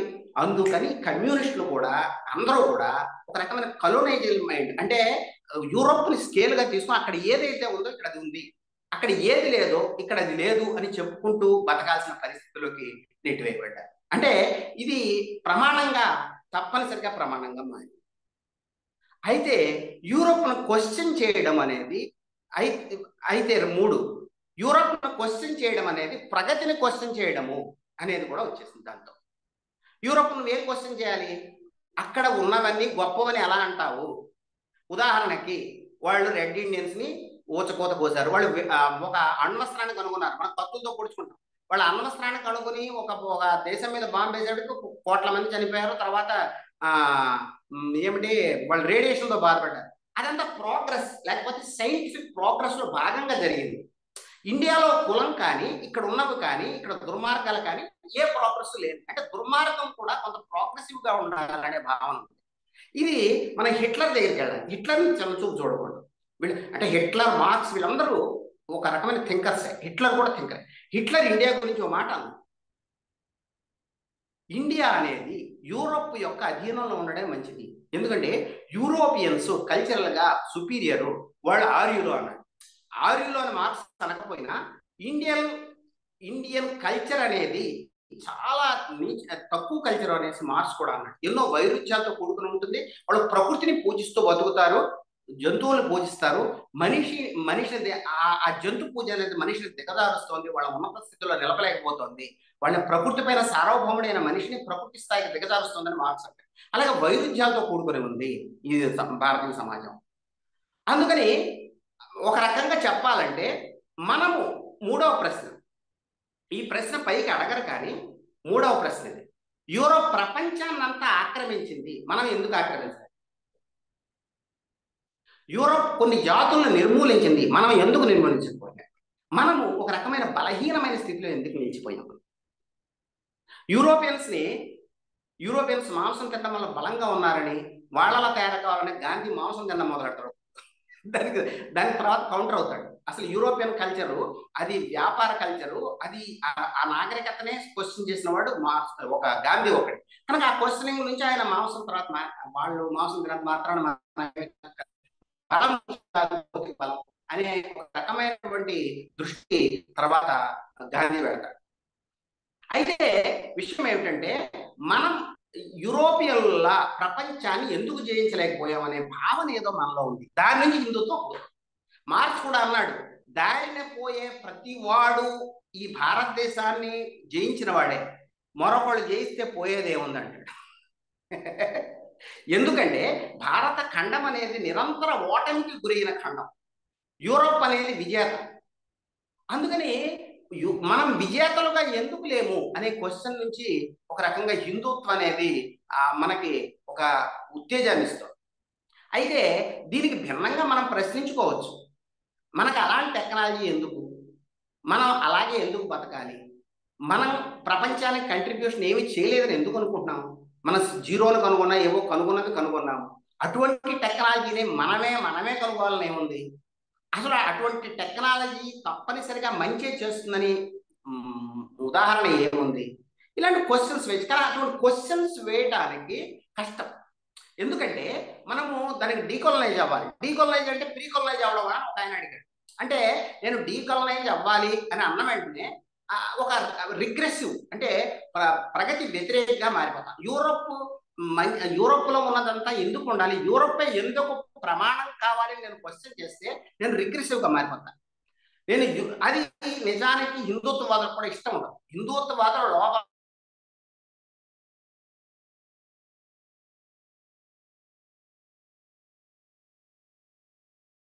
కూడా దాని నుంచే వస్తుంది. రాముడిని ఒక్కడిని ఎందుకు దేవుడిని చేయాలి, ఇది యూరోప్ నుంచి కదా ఈ ఐడియాలజీ వచ్చింది నేను క్వశ్చన్ చేస్తే, లేకపోతే ముస్లిం వ్యతిరేకత అనేది ఇదివరకు లేదు, మీరు ఎందుకని తీసుకున్నారు వాళ్ళ నుంచి అని క్వశ్చన్ చేసే పరిస్థితి, హిందుత్వాన్ని క్వశ్చన్ చేసే పరిస్థితి లేదు. ఎందుకంటే యూరోప్ రైట్కైనా లెఫ్ట్కైనా ఎవరికైనా ప్రమాణం యూరోప్ మాత్రమే కాదు. యూరోప్ని క్వశ్చన్ చేయడం అంటే, లేకపోతే అమెరికాని క్వశ్చన్ చేయడం అంటే, లేకపోతే మొత్తంగా పాశ్చాత్యాన్ని క్వశ్చన్ చేయడం అంటే, అది ఒక రకంగా గతంలోకి వెళ్ళిపోవడంగా భావించబడుతుంది. ఇక్కడ ఉన్న చెడుగులన్నింటినీ సపోర్ట్ చేయడంగా భావించబడుతుంది. ఎక్కడైనా చెడుగు ఉంటుంది. ఇప్పుడు కెన్యాలో గూగి రాసిన మొదటి నవల అనుకుంటాను, రివర్ బిట్వీన్ అని ఒక నవల రాస్తాడు. దాంట్లో ఒక అమ్మాయి ఒక తెగ, రెండు తెగలు ఉంటాయి ఒక నదీ తీరంలో. ఒక తెగ వాళ్ళు క్రిస్టియన్ మతం తీసుకుంటారు, ఒకతను ఫాదరు క్రిస్టియన్గా మారుతాడు, క్రిస్టియన్గా మారుతారు. ఇంకొక తెగ పాత ఆచారాల్లో ఉంటుంది. అయితే ఒక అమ్మాయి, అంటే అక్కడ ఒక దుర్మార్గమైన ఆచారం ఉంది, ఆచారాల గురించి రాస్తాడు ఓకే. అదేమిటంటే స్త్రీలకి సుంతి చేయడం, వాళ్ళకి అనుభూతులు ఉండవు, దానికి ఏదో పేరు కూడా ఉంది ఇంగ్లీష్లో. స్త్రీలకి సుంతి చేసేస్తారు. చేసినప్పుడు అది ఒక ఆచారం అనమాట వాళ్ళకి. అది ఇప్పటికీ కూడా ప్రతిఘటిస్తున్నారు, ఆచారం అక్కడ ఉంటుంది. అయితే ఆ అమ్మాయి క్రిస్టియన్ మతంలో చేరింది కనుక ఆమె ఫాదర్ దగ్గరే ఉండిపోతే, ఆమె ఫాదర్ క్రిస్టియన్ ఫాదరు కనుక ఆ ఆచారాన్ని ఆమె పాటించక్కర్లేదు. కానీ ఆమె ఇంటి నుంచి పారిపోయి తన తెగలో కలిసిపోతుంది, తన పూర్వపు ఆచారాల్లోకి వెళ్ళిపోవడం ద్వారా ఆ తెగ ఆచారాలను పాటించి ఆమె చనిపోయింది చివరికి. అంటే ఇటువంటి ఆచారాలు అక్కడ ఉన్నాయి. ఆయన ఏమి క్రిస్టియానిటీని అందుకని సపోర్ట్ చేయలేదు. ఎందుకు సపోర్ట్ చేయలేదంటే, వాళ్ళు కల్చరైజేషన్ అనేది మొత్తంగా మన భాషని, కల్చర్ని, సంస్కృతిని ధ్వంసం చేసి ఒక బానిసలుగా మార్చేసింది. వాళ్ళ భాషని ఆయన డీకొలనైజింగ్ మైండ్లో రాస్తాడు, స్కూల్లో మాట్లాడితే శిక్షిస్తున్నారు అని రాస్తాడు. ఇప్పుడు మన స్కూల్లో కూడా శిక్షిస్తున్నారు కదా అని ఎవరు అన్నారు ఆ మాట చెప్తే. అంటే ఒక భాష పోతే అది జాతి పోయినట్టుగా ఆయన భావించారు. ఒక భాష పోతే సంస్కృతి పోయినట్టు, జాతి పోయినట్టు, వాళ్ళ ఆడియన్స్ పోయినట్టు. ఇప్పుడు ఇంగ్లీష్లో రాసే ఆడియన్స్ వేరే. ఉదాహరణకు ఒక సామెత మీరు తెలుగులో చెప్తే ఆయన ఒక ఉదాహరణ చెప్తారు, మీరు దయచేయండి అని తెలుగులో అన్నాను అనుకోండి, వెంటనే అర్థం అవుతుంది. కానీ ఇంగ్లీష్లో ఒక దయచేయండి అలా అనువాదం చేస్తే అది వేరే అర్థం ఇస్తుంది. అనువాదం ఎప్పుడు అనువాదమే, అది వేరే ఆడియన్స్లోకి వెళుతుంది. కానీ ఎవరైతే తన ప్రజలో, ఎవరైతే అన్ఎడ్యుకేటెడ్ కార్మికులు, శ్రామికులు ఉన్నారో వాళ్ళ దగ్గరికి చేరాలంటే తన భాషలో, తన నానుడులతో, తన జాతీయాలతో మాట్లాడినప్పుడు వాళ్ళతో కనెక్ట్ కాగలమని ఆయన గుర్తించాడు. అది ఇంగ్లీష్లో కుదరదు. అంటే భాషకి ఒక సంస్కృతి, ఒక లక్షణం ఉంటుందని. అది యూనివర్సలిజం దాన్ని ఒప్పుకోదు. యూనివర్సలిజం అంటే విశ్వం అంతా మనుషులంతా ఒకటైనప్పుడు ఏ భాష అయితేనేంటి అంట. కానీ యూనివర్సలిజం అనే దానికి ఒక జాతి కోణం ఉంది. అది యూరోపియన్ లేకపోతే శ్వేత జాతి దురహంకారంతో కూడిన పదము, దాని వెనకాల దాంకు ఉంది శ్వేత జాతి దురహంకారము అని చిను అచాబే లేకపోతే ఇలాంటి పోస్ట్ కలోనియల్ రైటర్స్ భావించారు. అంటే మీరు యూనివర్సలిజం అంటున్నప్పుడల్లా మీరు మిమ్మల్ని ప్రమాణం చేసుకుంటున్నారు, యూరోప్ను ప్రమాణం చేస్తున్నారు. యూరోప్ ప్రమాణాల అందరి నెత్తి మీద రుద్ది అందరూ ఇంగ్లీష్ మాట్లాడేస్తే లేదా అందరూ కూడా యూరోపియన్లను అనుకరిస్తే ఒక అది యూనివర్సలిజంగా భావిస్తున్నారు. కానీ మిగిలిన కల్చర్స్ దృష్టి నుంచి మీరు ఏమీ చూడలేదు అని వాళ్ళు భావించారు. అందుకని యూనివర్సలిజం లేకపోతే సమానత్వం ఈ పదాలన్నీ కూడా ఒక యూరోసెంట్రిక్ నేచర్ నుంచి వస్తున్నాయి అనే భావన ఆధునిక కాలంలో బడపడింది. ఇది మొత్తంగా అప్పుడు మరి మనము నువ్వు కమ్యూనిస్టు కావచ్చు లేకపోతే ఇంకోటి కావచ్చు, దళితవాదం కావచ్చు, నీ ఎడ్యుకేషనల్ లేకపోతే నువ్వు చదివిన విధానం, నువ్వు అర్థం చేసుకున్న విధానం ఏది ఉంటుంది, యూరోసెంట్రిక్ గా ఉంటుంది. కనుక యూరోప్ని క్వశ్చన్ చేయడం కానీ యూరోప్లో చిన్న తప్పు ఉందనడం కానీ కష్టం. ఇక్కడ తప్పులు లేవా అని వెంటనే వస్తుంది, కానీ అక్కడ తప్పులు అవి ప్రగతిశీలంగా భావించబడతాయి. నేను చెప్పినట్టుగా ఒక ప్రగతిశీలమైన విషయంగా భావించబడతాయి. ఇక్కడ తప్పులు తిరోగమనంగా భావించబడతాయి. కెన్యాలో అటువంటి దురాచారం ఏముందంటే అది దుర్మార్గంగా భావించబడుతుంది. కానీ అమెరికా, ఇజ్రాయెల్ అన్ని హక్కుల్ని ఇప్పటికీ డెమోక్రసీ అనగానే అమెరికా గుర్తొస్తుంది. డెమోక్రసీ మొత్తం కాలరాయిపోయినా మనకి అమెరికా ఎందుకు గుర్తొస్తుంది? ఇప్పటికీ డెమోక్రసీ యూరప్ అని అంటూనే ఉన్నారు జనాలు. నాకు ఫేస్బుక్లో అక్కడ మరి మీరు ఇజ్రాయెల్ లాంటి ఉదాహరణ దొరికి మొత్తంగా ఐక్యరాజ్య సమితి హక్కులన్నీ హరించబడి మొత్తంగా దమ్మి అయిపోయిన తర్వాత కూడా మీకు ప్రజాస్వామ్యము యూరోప్లోను అమెరికాలోను ఎందుకు కనబడుతుంది అంటే మనం యూరోసెంట్రిక్ గా ఎంత మారిపోయామంటే మనం ఏ సిద్ధాంతం చెప్పినా యూరోసెంట్రిక్ గానే ఆలోచించాలి. ఇప్పుడు ఎందుకంటే కలోనియలిజం వెళ్ళిపోయారు కదా, ఇంగ్లీష్ వాళ్ళు అంటాడు. ఎక్కడికి వెళ్ళిపోయారు? ఆలోచనల ధారణ యొక్క ప్రవాహమే హిందుత్వ, ఆలోచన ధారణ యొక్క ప్రభావమే ఈ మేధావులు అందరూ కూడా. ఎందుకంటే నువ్వు ఎప్పుడైతే యూరోప్ను క్వశ్చన్ చేస్తావో, యూరోప్ సంస్థలను క్వశ్చన్ చేస్తావో, యూరోప్ ఆలోచనలను క్వశ్చన్ చేస్తావో, నువ్వు పూర్తిగా ఒక ఛాందసుడుగాను మతవాదిగాను కనపడదు. అంతేగాని నువ్వు ఒక స్వతంత్ర వ్యక్తిగా భావించబడదు. ఎందుకంటే యూరోప్ను క్వశ్చన్ చేయడం అనేది నాగరికత మౌలికంగా క్వశ్చన్ చేయడంగా భావించబడదు. కనుక ఈ ప్రమాణాలని మౌలికంగా మార్చడం చాలా కష్టం. ఎందుకంటే మనం అంటే మనకు సేఫ్ ఎక్కడంటే చూడండి, హిందూవాదులు ఎంత దుర్మార్గులు అనడం ద్వారా ఒక మనము సేఫ్గా బయటకట్టేస్తున్నాం. కానీ హిందూవాదులకి అవసరమైన భావజాలము క్రిస్టియన్స్ నుంచి, ప్రగతిశీల నుంచి, అందరి నుంచి వచ్చింది అనే విషయాన్ని మనం మర్చిపోతాం. వాళ్ళకి ఆకాశం నుంచి చూడలేదు, వాళ్ళు యూరోసెంట్రిక్, మీరు యూరోసెంట్రిక్. మీ యూరోసెంట్రిక్ భావాలు మీ ఏమంటారు యూరోప్ను ప్రమాణంగా చేసుకుని లేకపోతే కలోనియలిజాన్ని ప్రమాణంగా చేసుకుని మీ భావాలే వాళ్ళలోకి ప్రవేశించాయి. అంతేకాని వాళ్ళ నుంచి ఆకాశం నుంచి ఊడిపడలేదు వాళ్ళకి. అంటే అందరం ఒకే కాలంలో భోజనం చేస్తున్నాం, వాడిని తిడుతున్నాం. అందుకే మీకు హిందుత్వ లేకపోతే వాళ్ళని ఎదుర్కోవడం అంత కష్టం. నేను చూస్తా 199 ఇప్పుడు ముస్లిం వ్యతిరేకత వచ్చిందంటే ఏ రామాయణం భారతం చదవడం రాలేదండి. ఒక మోడర్న్ ఎడ్యుకేషన్ సిస్టంలోనే అటువంటి లేకపోతే ఈ మోడర్న్ ఆలోచనలోనే అటువంటిది ఉంది. అటువంటి చరిత్రని అటువంటి ఆలోచనల్ని మనం పెంచుతూ వచ్చాం. హెగెల్ గురించి గూగి కూడా అంటాడు, ఈ తృతీయ ప్రపంచ దేశాలు యూరోప్తో పోలిస్తే నీ తక్కువ అనే భావం వచ్చేలాగా ఆయన రాశాడు. అవి కాన్షియస్ గా లేవు, చైతన్యం తక్కువ స్థాయి చైతన్యం కలిగి ఉన్నాయని రాశాడు. మార్క్స్ కూడా ఇంగ్లీష్ వాడు జయించడం మంచిదే అన్నాడు. ఒక తర్వాత దశలో కొంచెం ఆలోచించాడు. కానీ ఎందుకు ఇలా అంటున్నారంటే మన యూరోసెంట్రిక్ గా తప్ప ఆలోచించే అవకాశం లేదు మనకి. వాళ్ళు ఒకవేళ ఈ ఏవైతే డెమోక్రసీ, యూనివర్సలిజం లాంటి పదాలని ఉచ్చరిస్తూ వాటిని పూర్తిగా ఇజ్రాయెల్ను కాలరాసి ఒక జాతి నిర్మూలనకే తెగబడినా మనం క్వశ్చన్ చేయలేం. ఎందుకు క్వశ్చన్ చేయలేము? యూరోప్ని ఎప్పుడు క్వశ్చన్ చేసావో ఇక్కడ ఉన్న కుల వ్యవస్థను సమర్థించినట్టు, ఇక్కడ బ్రాహ్మిన్స్ సపోర్ట్ చేసినట్టు, ఇక్కడ ఉన్న బురదనందరినీ సపోర్ట్ చేసినట్టే. మరి అది లో లేదా ఇది ఏమిటి వాళ్ళు మరి అలా చేస్తున్నారంటే అది ఒక ప్రోగ్రెస్ లో భాగం, టెక్నాలజికల్ డెవలప్మెంట్ లో భాగం. రేపు ఒక 50 సంవత్సరాల తర్వాత ఇజ్రాయెల్ అమెరికా లాగే ఒక క్లీన్ చిట్ తో బయటపడు. ఇప్పుడు అమెరికా ఏమి రెడ్ ఇండియన్స్ చంపేసింది ఈనాడు మనం చెప్పుకోం. అమెరికాని ఒక ప్రోగ్రెస్ కి లేకపోతే ఒక డెమోక్రసీకి ఉదాహరణగా భావిస్తాం. రేపు ఇజ్రాయెల్ను కూడా ఒక 40 సంవత్సరాల తర్వాత అక్కడ అరబ్స్ అందరూ అంతరించాక ఒక సివిలైజ్డ్ కంట్రీగా, ఒక నిజంగా ఒక ప్రజాస్వామ్య దేశం అరబ్బుల మధ్య నిలిచి ఉంది అని ఈ మేధావులు. ఎందుకంటే ఏం చేయలేరు, దే ఆర్ డెడ్. ఒక రకంగా ప్రపంచం ఇంత ఘోరంగా ఎందుకు ఉంది, ఇవాళ నరహరి అనే మిత్రులతో మాట్లాడుతాను, దీన్ని చెప్పడం కూడా కష్టం. ఇప్పుడు నేను ఇవన్నీ చెప్తుంటే మీరు ఏంటి, నువ్వు ఎదవ్వా, నువ్వు ఏంటి ఇంత వెనక్కి వెళ్ళిపోతున్నావు అనేస్తారు వెంటనే. నేను అలా అనిపించుకోవాల్సిన కర్మ నాకేముంది? అది దీన్నే నేను కలనైజింగ్ అన్న. ఈ డీకలనైజింగ్ ఎలాగా అని ఆలోచించవలసిన అవసరం ఉంది.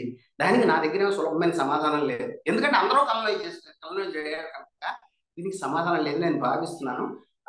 దీని గురించి మేధావులు మాట్లాడితే బాగుంటుంది. నా ఉపన్యాసం ముగిసింది.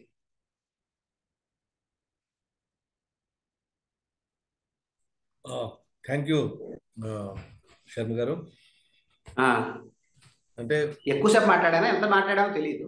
దగ్గర 40 నిమిషాలు మాట్లాడారు. మీరు చెప్పిన టైం 40 నిమిషాలు మాట్లాడారు. 45. Wonderful talk.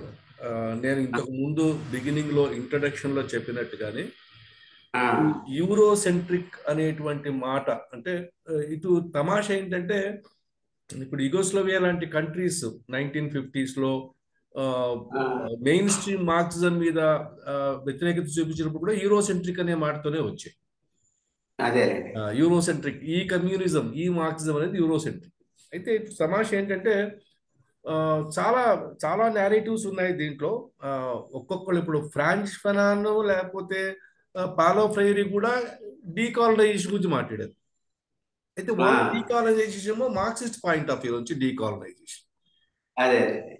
అయితే ఇప్పుడు మనం అనుకునేటువంటి గూగి వాతియాంగో కానివ్వండి, చినవే కానివ్వండి, వీళ్ళంతా కూడా వీళ్ళు మాట్లాడుతున్నారు. వీళ్ళు ఒక డిఫరెంట్ కాంటెక్స్ట్ లో నుంచి మాట్లాడుతున్నారు. చాలా చర్చ చాలా మంచి దశకు చేరుకుంది. మోస్ట్ బ్యాలెన్స్డ్ గా నాకు చాలా సార్లు ధర్మపాల్ కనబడతాడు. ఇండియన్ కాంటెక్స్ట్ లో చూసినప్పుడు Dharmapal appears more balanced among all these people. మీరు డాలరు రూపాయి సంబంధం చెప్పారు కదా, ఒకసారి ఫేస్బుక్ లోనే ఒక ఇద్దరు మార్క్సిస్టులు డాలర్ గురించి మాట్లాడుకుంటున్నారు. అంటే డాలర్ తో రూపాయి విలువ గురించి మాట్లాడుతూ, అది మోడీ టైంలో 80 రూపాయలు అయిపోయింది, ఇక భారతదేశం పతనం ప్రారంభమైంది అని రాసుకుంటున్నారు. ఇద్దరు ఒకళ్ళు చర్చించుకుంటున్నారు, ఇద్దరు మార్క్సిస్టులు. నేను మామూలుగా బాబు, ఒక డాలరు అమెరికన్ చేతిలో ఉంది, దాని ఈక్వలెంట్ అయినటువంటి 80 రూపాయలు ఒక ఇండియన్ చేతిలో ఉన్నాయి. ఒక రోజు ఎలా గడుస్తుందో ఆలోచించండి. ఒక అమెరికన్ డాలర్ చేతిలో పెట్టుకొని పోతే ఏం చేస్తాడు నా డాలర్తో? కానీ ఇండియన్ టిఫిన్ చేస్తాడు, అంటే బ్రేక్ఫాస్ట్ చేస్తాడు, చాయ్ తాగుతాడు, మధ్యాహ్నం భోజనం చేస్తాడు, రాత్రి కూడా భోజనం చేయగలడు వీలైతే కనుక. అంటే అతను మీరు ఈ రకంగా ఎందుకు ఆలోచించకూడదు? అంటే ఇతని చేతిలో ఉన్న 80 రూపాయలు అనేది అక్కడి డాలర్ కంటే అత్యంత విలువైనవి, హయ్యర్ వాల్యూ ఉంది దానికి. మీరు డాలర్కి 80 రూపాయలు అయిపోగానే ప్రపంచం అంతా మునిగిపోయినట్టుగా, ఈ ఇండియన్ ఎకానమీ నాశనం అయిపోయినట్టుగా మాట్లాడుతున్నారు. అట్లాగే ఒకసారి ఆ మధ్య ఒకతను నీషేని చాలా రెగ్యులర్ గా కోట్ చేస్తున్నాడు. కోట్ చేస్తున్నప్పుడు నేను ఆయన నీషేలో ఆయన అన్ని రకాల షేడ్స్ చూస్తున్నాడు. నేను ఒకసారి సరదాగా లాస్ ఆఫ్ మను అనే పుస్తకంలో ఇంట్రొడక్షన్ లో ఎవరు మన డోనిగర్ రాసినటువంటి కంపైల్ చేసిన పుస్తకంలో నీషేను కోట్ చేస్తూ, నీషే మనుధర్మ శాస్త్రాన్ని అత్యంత most scientific way of organizing the society even it is threatening అంటాడు. ఈ అభిప్రాయం ఎప్పుడో మీకు తెలుసా ఇలాంటి అన్నట్టుగా నీషే? ఎందుకంటే నీషే లేకపోతే అదంతా ఒక జర్మన్ ఫిలాసఫీ, ఒక పర్టికులర్ ప్రాసెస్ అండర్గో అయింది. అది యాక్చువల్గా మోస్ట్ సఫకేటింగ్ ఫిలాసఫీ. అది అసలు జర్మన్ ఫిలాసఫీ మొత్తం వెస్టర్న్ ఫిలాసఫీలో ఒక పెద్ద కాంట్రడిక్షన్ అది. సరే, ఇలాగా ఎన్నో సమస్యలు వస్తున్నాయి. తర్వాత ఇంకోటి ఏంటంటే, అసలు ఇప్పుడు ఆధునిక విధానం ఏంటంటే, నీవు శత్రువు లేకపోతే శత్రువుని క్రియేట్ చేసుకోవాలి. You cannot survive without enemy. Your survival is on the base of your, because అందుకనే ఇక్కడ ఇప్పుడు మామూలుగా చారిత్రక అదే భౌతిక గతితార్కిక భౌతికవాదం గురించి మాట్లాడినప్పుడు గాంధీ ఒక చోట ఏమంటాడంటే, చాలా మంది ప్రపంచంలోని అనేక మార్పులు యుద్ధాల వల్ల ఘర్షణల వల్ల వచ్చాయంటున్నారు. యాక్చువల్గా అత్యంత ఎక్కువ మార్పులు వచ్చింది ప్రేమ కోఆపరేషన్ ద్వారా అంటాడు. ఇప్పుడు ఏంటంటే ఈ హిందూ స్వరాజ్యంలో ఇలాంటి మూలాలు మీకు చాలా వండర్ఫుల్ ఏరియాస్ అని చెప్తూ ఉంటాడు. మోడర్న్ మెడిసిన్ గురించి మాట్లాడినప్పుడు, మోడర్న్ లీగల్ సిస్టమ్స్ గురించి మాట్లాడినప్పుడు. సో అయితే ఇదేంటంటే ఇంకా ఇప్పటికీ కూడా ఈ డీకాలనైజింగ్ ద మైండ్ అనేది ఇండియన్ మామూలు అంటే ఇంటలెక్చువల్ లేదా మిడిల్ క్లాస్ లేదా ఏ దేంట్లో అయినా సరే చాలా ప్రాబ్లమేటిక్ ఏరియా. అంటే డీకాలనైజింగ్ అంటే వెంటనే రివైవలిజం. ఇప్పుడు ఆ టి రవిచంద్ గారు నిన్న రాసినటువంటి అంటే ఈ మధ్య రాసిన ఒక బుక్లెట్ లో ఈ డీకాలనైజింగ్ గురించి కూడా ప్రస్తావిస్తూ ఇది ఖచ్చితంగా ఇది రివైవలిజమే అంటే ఎందుకు అంటే ఇలాంటి భావాలు అంటే ఈ కాన్ఫ్లిక్ట్ అయితే ఉంది సమాజంలో. బట్ వన్ థింగ్ ఒక ఇన్కన్వీనియన్స్ అంటే ఇప్పుడు 150-200 ఏళ్ల పరిచయం తర్వాత కూడా కో ఎగ్జిస్టెన్స్ తర్వాత కూడా ఒక క్లయింట్ కోర్టుకు పోతే చాలా వింతగా ఫీల్ అవుతాడు. అదేదో ఒక ఏలియన్ నేషన్ కి వెళ్ళినట్టు, ఒక ఏలియన్ ప్రాంతానికి వెళ్ళినట్టుగా ఫీల్ అవుతాడు. ఒక పోలీస్ స్టేషన్ కి వెళ్తే పోలీస్ స్థానా అనగానే వాడు భయంతో అడుగు పెడతాడు పోలీస్ ఆఫీసర్కి. ఒక మెడికల్ డాక్టర్ దగ్గరికి పోయినా కానీ భయంగా మొదలు పెడతాడు.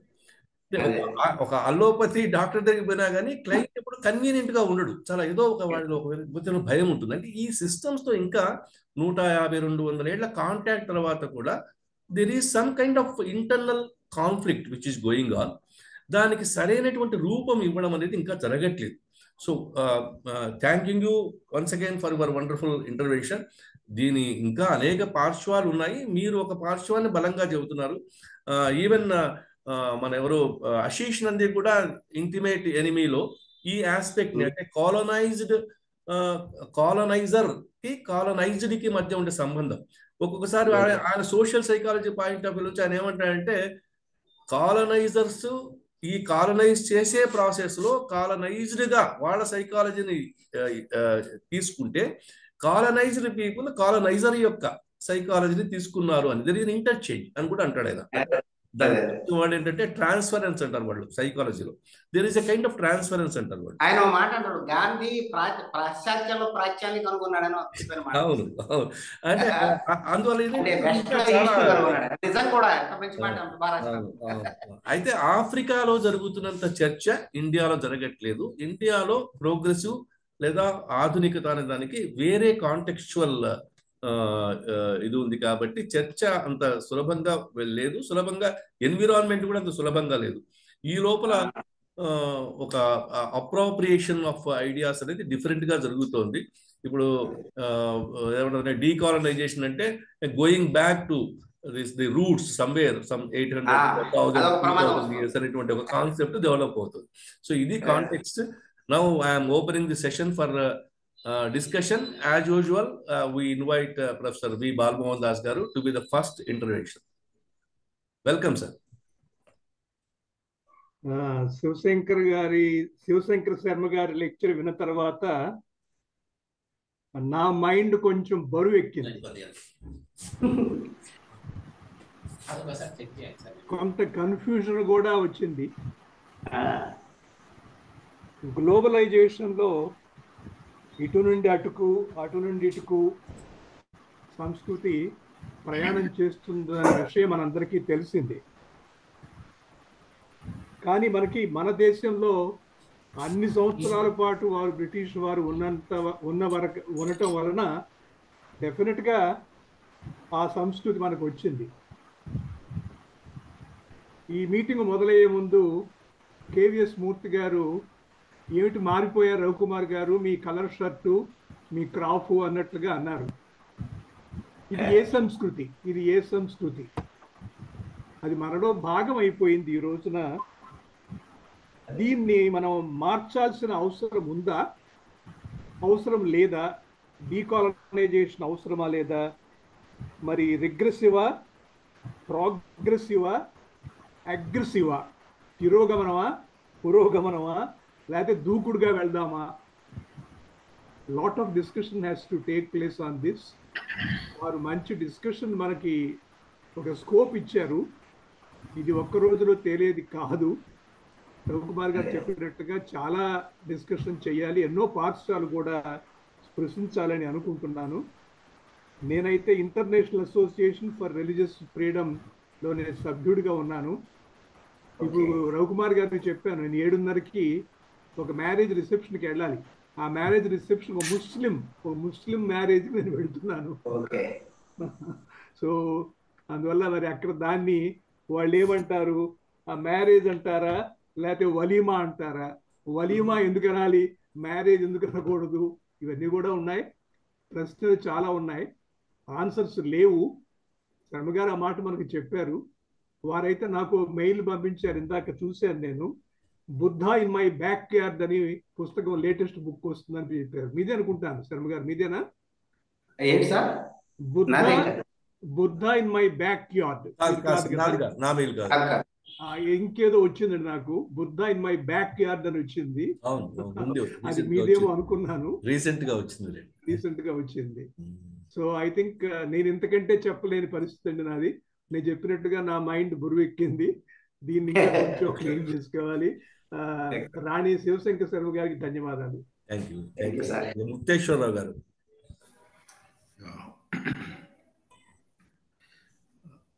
శివశంకర్ శర్మ గారు నమస్కారం, చాలా బాగుందండి.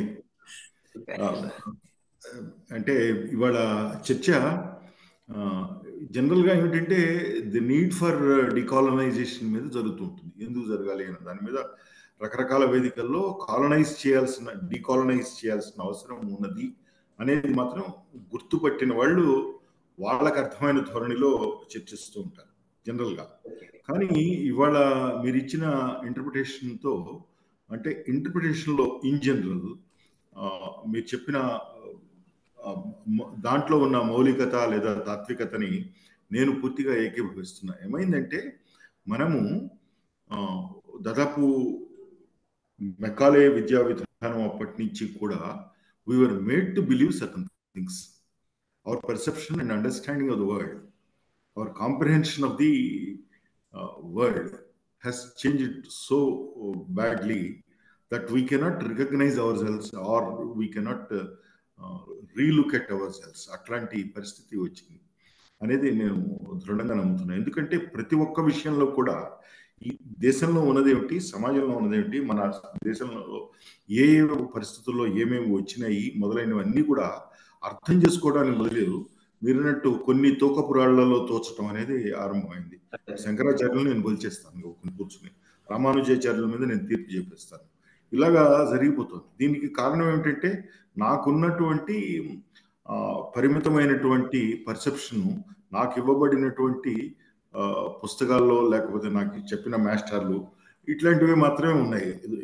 వీటన్నిటి ఆ మాస్టర్లకి పుస్తకాలకి కూడా మూల కారణాలు వెనకాల మూఢంగా గాఢంగా నమ్మినటువంటి ఒక రకమైన సిద్ధాంతం అది ప్రవేశపెట్టబడింది. అది వలసకి అనుకూలమైనటువంటి స్థితి. దాన్ని వదులుకుని మనం కావాలి, మనం కావటానికి ఏం చేయాలి అన్న దాని మీద ఆలోచన బదులు ఎంతసేపు ఈ డీకాలనైజ్ అన్న పదాన్ని తరచూ వాడటం వల్ల మనం కాలనైజేషన్ యొక్క ప్రాముఖ్యతని పెంచుతున్నట్టు అవుతుంది. చర్చ కూడా కాలనైజేషన్ యొక్క ప్రాముఖ్యత, వాళ్ళు రాబట్టి కదా మనం ఇవాళ ఇంత నాగరికులం అయ్యాం, వాళ్ళు రాబట్టి కదా మనం ఉద్ధరింపబడ్డాం, వాళ్ళు రాబట్టి కదా మనం ముందుకు సాగుతున్నాం అన్నట్లు పోయే చర్చ దాకా వెళ్తుంది. అసలు జరగవలసింది ఏంటంటే మనమెవరం, మన మూలాలు ఏమిటి, మనం ఎలా ఆలోచించాము, ఎలా ఆలోచిస్తున్నాము, ఇప్పుడు ప్రపంచంలో ఇప్పుడు మన యొక్క స్థానాన్ని మనం ఎలా రీడిఫైన్ చేసుకోవాలి అన్న దానిని గురించి మనము చర్చించాల్సిన అవసరం. దీన్ని ముఖ్యంగా యూరోసెంట్రిక్గా ప్రతి వాళ్ళ ప్రమాణాలుగా చూడటం అనేది ఉన్నది అనేది మాత్రం మీరు చాలా చక్కగా చెప్పారు. అతి తక్కువ వ్యవధిలో చాలా చక్కగా చెప్పారు మీరు. చాలా దాన్ని మన ఈ మధ్య త్రివిక్రమ్ శ్రీనివాస్ చెప్పాడు చూడండి, చిన్న మన ఈ పిల్లలు గమీలు అవి వేసుకుంటారు చూడండి, దాంట్లోంచి ఒక పెద్ద బుడగ వస్తుంది అట్లా. అలా మీరు తక్కువ వ్యవధిలోనే పెద్ద బుడగ తెప్పించారు ఆలోచనలో. చాలా సంతోషం, ధన్యవాదాలండి. Thank you. ఉషా గారు మీరు ఏమైనా మాట్లాడగలరా? ఉషా గారు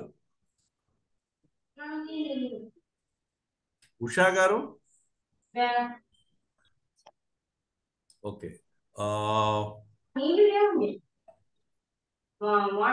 కాళిదాస్ పురుషోత్తం గారు ఉన్నారండి? కాళిదాస్ పురుషోత్తం గారు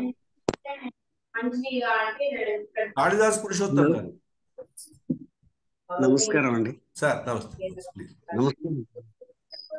నేను రాణి శివశంకర శర్మ గారి పేరు వారికి తెలుసు, కానీ చూడడం వినడం నాకు చాలా సంతోషం కలిగించిందండి. అభినందనలు, చాలా చక్కగా మాట్లాడారు. ఈ సందర్భంలో నేను 2007లో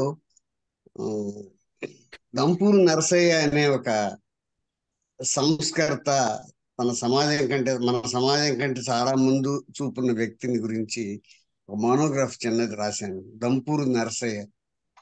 ఇంగ్లీష్ జర్నలిజంలో తొలి తెలుగు వెలుగు దంపూరు నరసయ్య. అది నెట్ లో మీరు శోధిస్తే వస్తుంది, చదవండి. ఎందుకంటే ఆయన ముస్లింస్ 1867కే సానుకూల దృక్పథంతో చూచిన వ్యక్తి.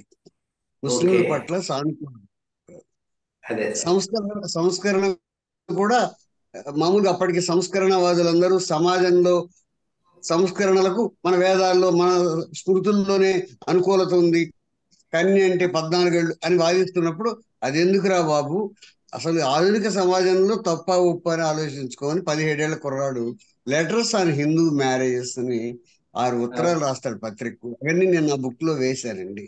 దంపూరు నరసయ్య మీరు నెట్ లో చదవండి సార్, చాలా సంతోషం, చాలా బాగుంది. Thank you. డాక్టర్ కేవీఎస్ గారు నమస్కారం. నమస్తే. చాలా అద్భుతంగా మాట్లాడారు. అంటే నాకు భిన్నాభిప్రాయాలు ఉన్నాయండి. మనిషి స్వతహాగా పిరికివాడు ప్లస్ స్వార్థపరుడు. ఈ 2 లక్షణాలు మన భారతదేశంలో ఇంకో 3వ దరిద్రం ఉందండి. ప్రతివాడు మంచివాడని అందరి చేత అనిపించుకోవాలని నానా తిప్పలు పడతాడు. కాబట్టి మనస్ఫూర్తిగా మనసు విప్పి తన మనసులో ఉన్న మాటని దంకా బదాయించి అప్పుడు చెప్పడండి, అందరూ దొంగలు. అలా చెప్పేది ఒక ప్రత్యేకమైన వర్గం. ఆ వర్గం వీడు పొరపాటుని మాట్లాడితే తిరగబడుతుంది. అది మీరు ఈ ఇంగ్లీష్ ని వ్యతిరేకించండి, బ్రిటిష్ వాళ్ళని వ్యతిరేకించండి. ఇప్పుడు ఇంకొక విషయం చెప్తానండి. పెద్దలంతా చాలా మంది మాట్లాడుతున్నారు. స్వామి ఆదిశంకరాచార్య అరిస్టాటిల్ ని పోల్చారు. అరిస్టాటిల్ ప్రతి దాంట్లో దూరేవాడు. హీట్ ఉంది ఫిజిక్స్ లో, ఆ హీట్ ఒక నీరులా ప్రవేశిస్తుంది అన్నాడు. ఎందుకు ఆయనకి బాధ? శంకరాచార్య అలా చెప్పలేదు. ఇప్పుడు తర్వాత ఇతర దేశాల్లో మేధావుల్ని విషాలు ఇచ్చి చంపేశారు. భారతదేశంలో ఎప్పుడు జరగలేదు. వాడు దుర్మార్గుడైనా మనం చంపలేదు, మంచివాడైనా మనం చంపలేదు.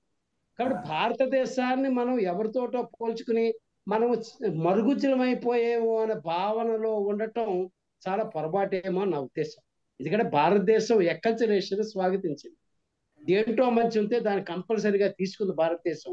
అది పురాణం కావచ్చు, దళితవాదం కావచ్చు, అభ్యుదవాదం కావచ్చు, ఏదైనా సరే మంచిని గ్రహించింది. కానీ దురదృష్టం చెడ్డని బయటకు వదలట్లేదు.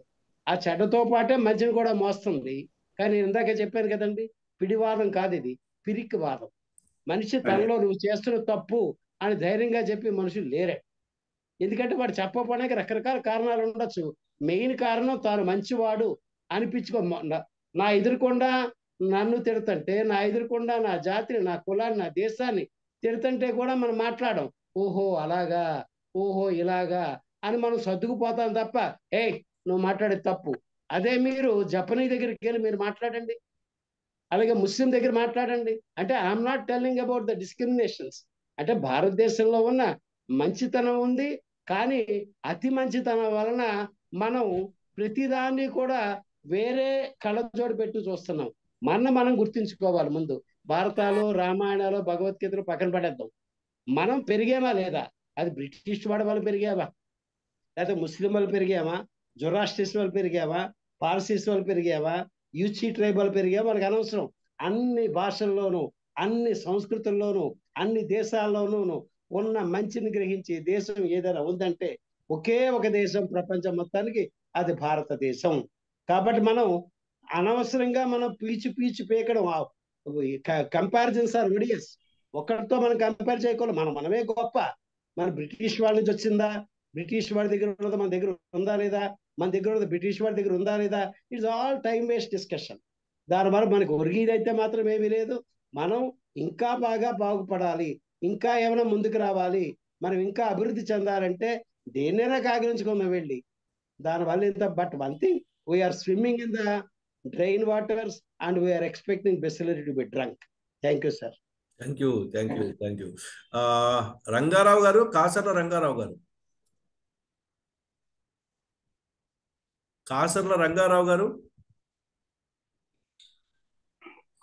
సార్, రాణి శివశంకర్ శర్మ గారివి కొన్ని యూట్యూబ్ వీడియోలు చూశాను. చాలా ప్రామాణికమైన వాదన చేస్తారు. అయితే ఇక్కడ మనం ఆలోచించాల్సింది ఏంటంటే, ఆర్య సమాజ్ ఉద్యమము, తిలక్ ఉద్యమము, తర్వాత సావర్కర్, మదన్ మోహన్ మాలవ్య, వీళ్ళ కంట్రిబ్యూషన్ లేకుంటే స్వతంత్రం వచ్చేదా? మన మైండ్ సెట్ మొత్తం నెహ్రూ గాంధీలకు అంకితం చేయబడ్డది. అందువల్లనే నిజమైన విషయాలు, నిజమైన వివరాలు మనకు తెలియకుండా పోయాయి.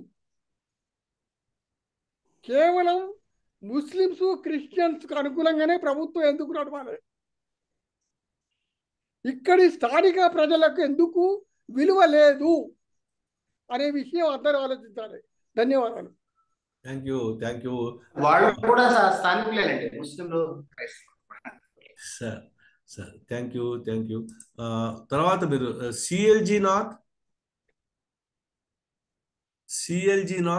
Hello sir, am I audible, sir? Yeah audible. So Sharma గారు, గుడ్ ఈవినింగ్ సార్. చాలా ఇంపార్టెంట్ అంశాలు నిష్ప్రశించి చాలా చక్కగా పరిశీలించారు. నేను మొదటి నుంచి చెప్తున్నట్లుగా నిన్న కూడా ఈ విషయంలో మా శర్మ గారితో కొంచెం డిస్కషన్ జరిగింది. మనము కేవలం యూరోసెంట్రిస్ట్గా ఉన్న సంప్రదాయం వల్ల యూరోసెంట్రిక్గా తయారవుతున్నామా, లేక వేరే ఇతర కారణాలు వల్ల మనం యూరోసెంట్రిక్గా తయారవుతున్నామా అని ఈ రెండు ఆస్పెక్ట్స్ని డిఫరెంట్గా చూడాలి. అంటే టెక్నికల్గా కొన్ని మనము తయారు కావాలనుకున్నవి ఇవాళ చైనీస్ చాలా అత్యధికంగా యూరోసెంట్రిస్టీ లేకుండానే పురోగమించారు. యూరోసెంట్రిక్ థింకింగ్ లేకుండానే చైనా ఇప్పుడు ప్రపంచంలో రెండవ పెద్ద దేశంగాను అనేక ప్రాజెక్ట్స్లో, అనేక విషయాల్లో టెక్నికల్గా నంబర్ 1గా ఉన్న సందర్భాలు అనేకం బయటకు వస్తున్నాయి. అత్యంత యూరోసెంట్రిస్టీ లేకుండా కూడా మనం టెక్నికల్గా ప్రగతి సాధించగలిగితే మనము ఈ యూరోసెంట్రిస్టీ అనేది చాలా మబ్బు విడిపోయినట్టు దానంతట అదే పోతుంది. మన దేవుడు ఇహపర సుఖదాయకుడుగా ఉన్ననాళ్ళు మన భారతదేశానికి, మన ఫిలాసఫీకి ఎదురు లేకుండా పోయింది. అయితే మన దేవుడు కేవలం పరసుఖదాయకుడు అయి ఇహసుఖం అంతా యూరోప్కి ఇచ్చేసినాడు. కాబట్టి మనం కేవలం మన టెక్నికాలిటీనే కాకుండా మన దేవుడిని కూడా ప్రశ్నించడం, మన ఫిలాసఫీని కూడా ప్రశ్నించడం, ఇది ఒక అలవాటుగా మారింది. అయితే మన ఫిలాసఫీని సెపరేట్గా చూసి, అది ఇప్పటికీ యూరోపియన్ ఫిలాసఫీస్ అన్నిటికంటే తలమానికంగా అయిన ఫిలాసఫీ శంకరాచార్యుల వారిది ఉంది. ఏ విధంగా చూసినప్పటికీ మనం టెక్నికల్గా ప్రగతిని సాధిస్తుంటే ఈ యూరోసెంట్రిస్టీ తనే వెళ్ళిపోతుందేమో అనేసి నా యొక్క అభిప్రాయం sir. Thank you very much sir. Thank you. Doctor Muralidhar గారు. Sir, good evening sir. Ravikumar గారు మరియు రాణి శివశంకర్ సారు స్పీచ్ వినడము ఇది రెండోసారి.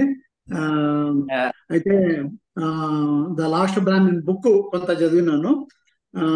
రాణి శివశంకర్ గారి అమెరికనిజం అన్నటువంటి పుస్తకము దాదాపు ఒక రెఫరెన్స్ బుక్ లాగా ఒక 20-30 సార్లు చదివింటాను నేను.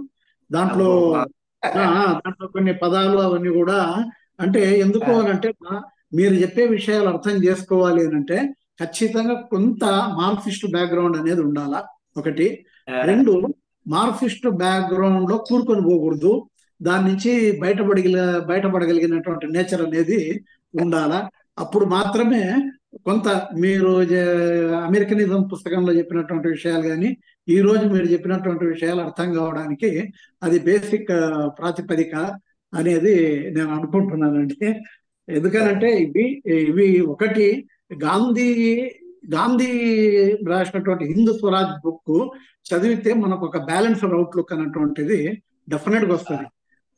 అది అదే దాంట్లో భాగంగానే ఆయన అనింది ఏమనంటే పాశ్చాత్యంలో కూడా ఆయన ప్రాశ్యాన్ని చూడగలిగినాడు అనేది థోరోలో కానీ లేదా ఇట్లాంటి వాళ్ళల్లో కొంతమందిని ఉటంకిస్తూ ఆయన దాన్ని నెగేట్ చేయలేదు, మన భారతీయ ధర్మాన్ని కూడా నెగేట్ చేయలేదు. కమ్యూనిస్టులు చేసినటువంటి పెద్ద పొరపాటు ఇక్కడ ఉన్నటువంటి మార్క్సిజాన్ని ఇండియాకు అప్లై చేయడంలో ఫెయిల్ అయినటువంటి దాని ఫలితంగానే ఈరోజు ఫిలసాఫికల్ గా ఈ దుస్థితిలో కమ్యూనిస్టులు ఉన్నారు అనడానికి నాకేమాత్రం సందేహం లేదు. ఎందుకంటే 30-35 ఏళ్ళు వాళ్ళతో పాటు కలిసి ప్రయాణం చేసినాను కాబట్టి ఫిలసాఫికల్ గా వాళ్ళు ఇక్కడ ఉన్నటువంటి కులాన్ని అర్థం చేసుకోలేదు, ఇక్కడ ఉన్నటువంటి మతం స్వభావాన్ని అర్థం చేసుకోలేదు. కారల్ మార్క్స్ మతం మత్తుమందు అన్నటువంటిది జనరల్ గా అప్లై చేయడానికి ప్రయత్నం చేసినారు. అది ఇక్కడ ఇండియాలో బ్యాక్ ఫైర్ కావడం అనేది అయింది. ఇక రెండవది, యూరోప్ లో జరిగినటువంటి అద్భుతమైనటువంటి విషయం ఏమనంటే they have gone for objective explanation. అదే మన దగ్గర జరిగినటువంటి అద్భుతమైనటువంటి ప్రయోగం ఏమనంటే we have gone for subjective realization. అందుకే ఇక్కడ ఇంతమంది మహానుభావులు మహాత్ములు ఒక బుద్ధుడు భారతదేశంలో తప్ప యూరోప్ లో పుడతాడు అని నేను ఊహించలేను.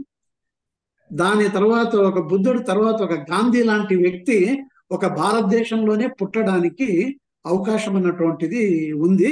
ఇది మనం సోషల్ ఎవల్యూషన్ మీరు స్టడీ చేసినటువంటి పద్ధతుల్లో స్టడీ చేస్తే మాత్రమే అర్థమవుతుంది. లేకపోతే అటు రైట్ ఫండమెంటలిజం వైపు కన్నా పుట్టుకపోవడం అనేది జరుగుతుంది. లేదా యూరోసెంట్రిక్, ఇప్పుడు చాలా మంది కమ్యూనిస్టులు యూరోసెంట్రిక్ థింకింగ్ లోనే ఉన్నారు తప్ప ఇక్కడ ఉన్నటువంటి దాంట్లో మంచిని మనం గ్రహిద్దాం. అసలు గాంధీకి ఉన్నంత ధైర్యం ఎవరికి ఉందండి? ఆయన నేను సనాతనవాదిని అని చెప్పేసి ఆయన డిక్లేర్ చేసుకున్నాడు. ఈరోజు అంటే సనాతనవాదిని అని డిక్లేర్ చేసుకోవడానికి కూడా దమ్ము, అంటే basic principles of the society తోటి ఆయన ఏకీభవిస్తున్నాడు. ఇక్కడ ఉన్నటువంటి ప్రజల హృదయాన్ని అర్థం చేసుకోగలిగినాడు.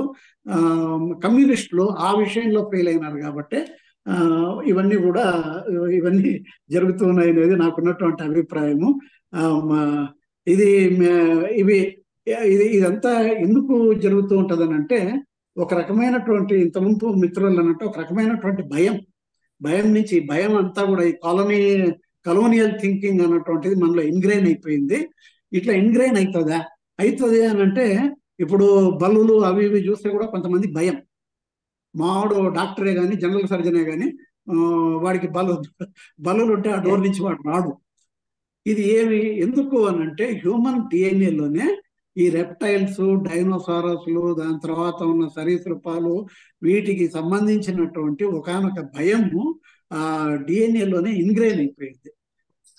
ఆ రకంగా కాకపోయినా కానీ సరే, అంత తీవ్ర స్థాయిలో కాకపోయినా కానీ సరే, మనల్ని మనం సంస్కరించుకుంటేనే సనాతనవాదంలో ఉన్నటువంటి మంచి విషయాల్ని, సనాతనం అంతా మంచిదనేసి మీరు అనడం లేదు, నేను అన్ను, దాంట్లో ఉన్నటువంటి you can't throw the baby with bath water, దాంతో పాటు మనము పడేయలేము.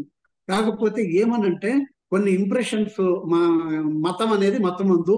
ఎందుకు మత్తుమందు? కార్ల్ మార్క్స్ చెప్పినాడు కాబట్టి మత్తుమందు.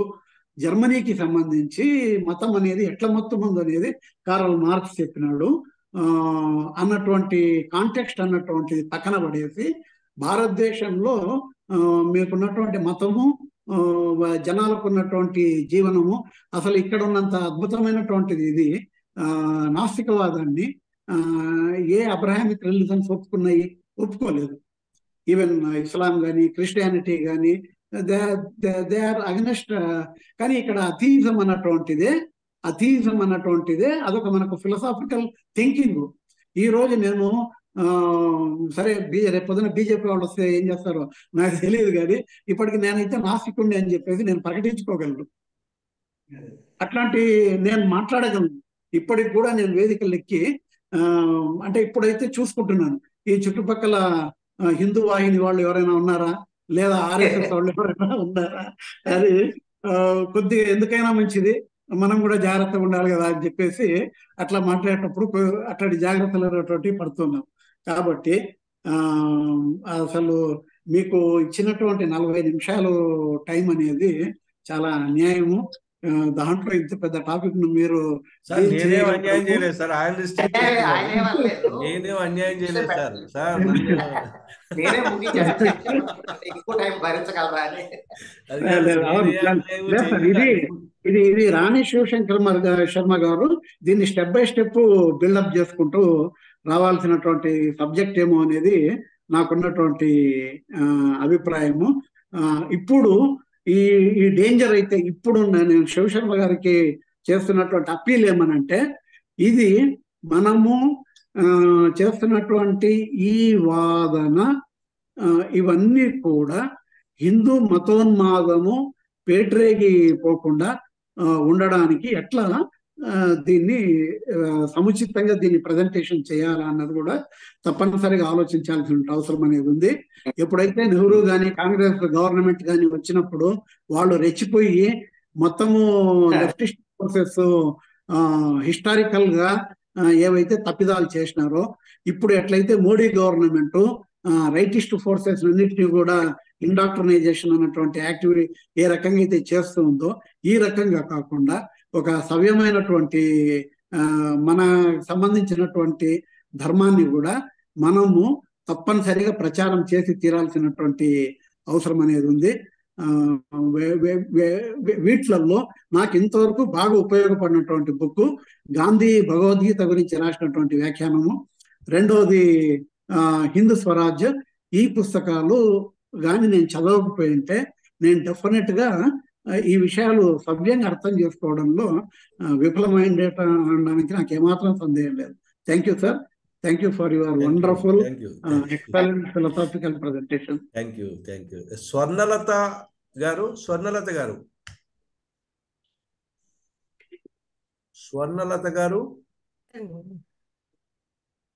సార్ నమస్తే సార్. నమస్తే సార్, ఇవాళ స్పీకర్ శ్రీ రాణి శివశంకర్ శర్మ గారికి ముందుగా అభినందన తెలియజేసుకుంటున్నానండి. ఒక మంచి సెషన్, అంటే నాకు ఎలా అనిపించింది అంటే ఇవాళ థాట్ ప్రొవోకింగ్ సెషన్, మమ్మల్ని కూడా ఆలోచింపజేసింది. నేను ఇట్లాంటి సెషన్ ఎప్పుడు వినలేదు, ఫస్ట్ టైం వినడము. ఓకే, నాకు దీంట్లో అదే ముస్లిమ్స్ వచ్చి వాళ్ళు కత్తితో మనల్ని నాశనం చేస్తుంటే, వీళ్ళు క్రిస్టియన్స్ అదే ఆంగ్లేయులు వచ్చి స్నేహంగా ఉండే మనల్ని నాశనం చేస్తున్నారు అనే పదం, ఆ వాక్యాలు బాగా నచ్చాయి. అంటే 23 పీఠాధిపతి చెప్పారని చెప్పి మీరు కోట్ చేశారు. ఇప్పుడు మీరంతా ఇప్పుడు అందరూ మాట్లాడుతున్నారు, అంటే యూరోసెంట్రిక్ అని చెప్పి మీరు దాన్ని ఫోకస్ గా చేశారు. అంటే నాకు నేను డిస్కస్ చేసేంత నాలెడ్జ్ నాకు లేదు, కానీ బట్ నాకేంటంటే మీకు ఒక ప్రశ్న ఏంటంటే, ఎప్పుడైనా ఇండియన్ సెంట్రిక్ అని మాట్లాడుకునే రోజులు వస్తాయా అని. అంటే ఇండియా గొప్పతనాన్ని తెలుసుకునే విధంగా ప్రపంచం అంతా, అంటే ఆల్మోస్ట్ వలస అంతా మనకి ఇండియాకి వచ్చి ఏ విధంగా ఒకప్పుడు వచ్చారో, ఇప్పుడు మన వాళ్ళు ఎంప్లాయ్మెంట్ కోసం అని చెప్పి మొత్తం అన్ని దేశాలలోనూ చాలా పర్సంటేజ్ మన భారతీయులు ఉన్నారు. ఏదైనా అటువంటి రోజు ఇండియా సెంట్రిక్ అని వచ్చి మన జ్ఞానము మన ప్రపంచాన్ని మెచ్చుకోదగ్గ విధంగా ఏమన్నా ఆ రోజులు వస్తాయా? మీరు చరిత్ర అంతా చదివి ఉన్నవారు, మీకేమనిపిస్తోంది? అలాంటి రోజు ఏమైనా వస్తుందా అని అడుగుతున్నానండి మిమ్మల్ని. లాస్ట్ లో వారికి రెస్పాండ్ అవ్వడానికి లాస్ట్ లో ఒక 10 minutes కేటాయిస్తాము. టీవీఎస్ రమేష్ గారు. సార్ నమస్తే సార్. నమస్తే అండి. శర్మ గారికి హృదయపూర్వక ధన్యవాదాలు. ఒక మంచి సెషన్ ఇవాళ వినే అవకాశం వచ్చింది. ఇందులో ముఖ్యంగా నాకు కనిపించింది ఏమిటి అని అంటే, ద లాస్ట్ బ్రాహ్మిన్ బుక్ లో ఆయన పేర్కొన్నటువంటి ప్రధానమైన అంశాలన్నీ కూడా ఇక్కడ మళ్ళీ ఒకసారి స్పృశించారు. ఆ బుక్ చదువుతున్నప్పుడు నాకు చాలా ఉత్తేజకరంగా అనిపించింది అనమాట. ఆయన దాంట్లో బ్రాహ్మణిజం దగ్గర నుంచి కమ్యూనిజం వైపుకి, అసలు హ్యూమనిజం వైపుకి వెళ్ళినటువంటి ప్రయాణం, ఒక చదువుకున్నటువంటి ఒక సంస్కృత పండితుడు పడినటువంటి బాధ, ఆవేదన, ఇవన్నీ కూడా ఆ బుక్ లో చాలా కనిపిస్తాయి. అయితే ఇప్పుడు పెద్దలు అందరూ కూడా మాట్లాడినట్టు, వలసవాదం అన్నది భారతీయ సంస్కృతిని, భారతీయ సంప్రదాయాన్ని ఎలా అట్టడుగుకి చేర్చేసాయన్నది కూడా నిజంగా ఆలోచించాల్సిన అంశం. అయితే రాహుల్ సాంకృత్యం లాంటి చరిత్రకారులు చెప్పినటువంటి అంశాలను కూడా మనం ఒకసారి స్మరణలో ఉంచుకోవాలి. ఎన్ని రకాల దాడులు జరిగినా, ఎన్ని రకాల అణిచివేతలు జరిగినా కూడా భారతీయ సంస్కృతిలో ఉన్నటువంటి ఒక గొప్పదనం దీన్ని ప్రతిదానికి అడాప్ట్ చేసుకోవడం, తనకు అనుకూలంగా మార్చుకోవడం అన్న ఒక ఉదాత్త సంస్కృతి ఉంది కాబట్టి ఇది నిలబడింది అని అంటాడు ఆయన. అది నిజమేనేమో అని అనిపిస్తుంది.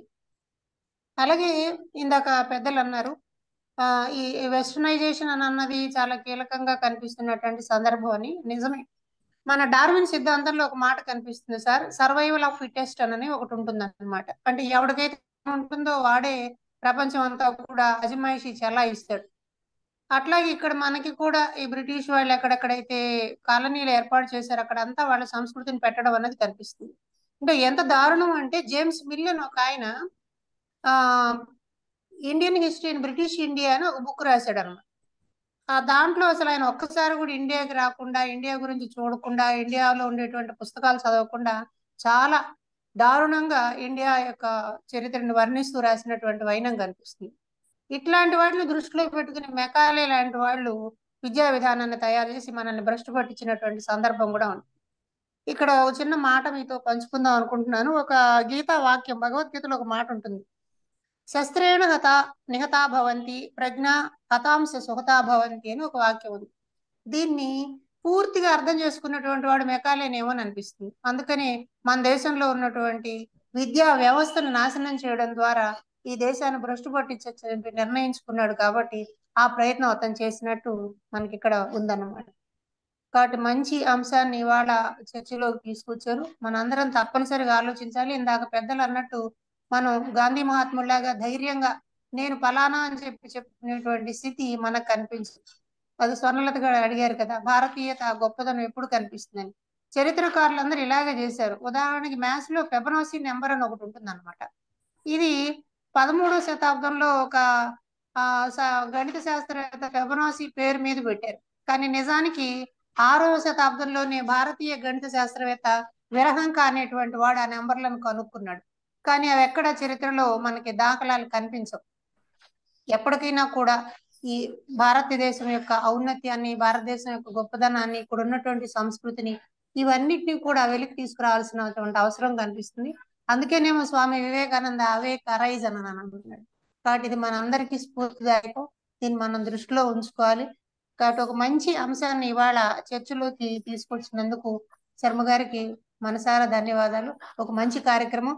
ఇలాగే మీరు ప్రత్యేకంగా ఒక్కసారి ద లాస్ట్ బ్రాహ్మిన్ బుక్ గురించి, అమెరికనిజం బుక్ గురించి మళ్ళా ఒక సెషన్ లో మీరు మాట్లాడితే బాగుంటుందని అనిపిస్తుంది. ఈ అవకాశం ఇచ్చినందుకు పెద్దలందరికీ ధన్యవాదాలు. థ్యాంక్ యూ అండి. Thank you sir. ఇంకెవరైనా ఉన్నారండి మాట్లాడేవాళ్ళు, మాట్లాడదాం అనుకున్న వాళ్ళు? సుబ్రహ్మణ్యం ఆవుల సార్, ఆవుల సుబ్రహ్మణ్యం గారు మీరు మాట్లాడతారా? సార్ సార్ సార్ మాట్లాడతాను సార్. సార్ నా పిలుపు కోసం వెయిట్ చేయకండి. ఎవరైనా సరే మీరు వాలంటరీగా వచ్చేస్తే I will be free from the burden of inviting each. Please sir. నమస్తే సార్.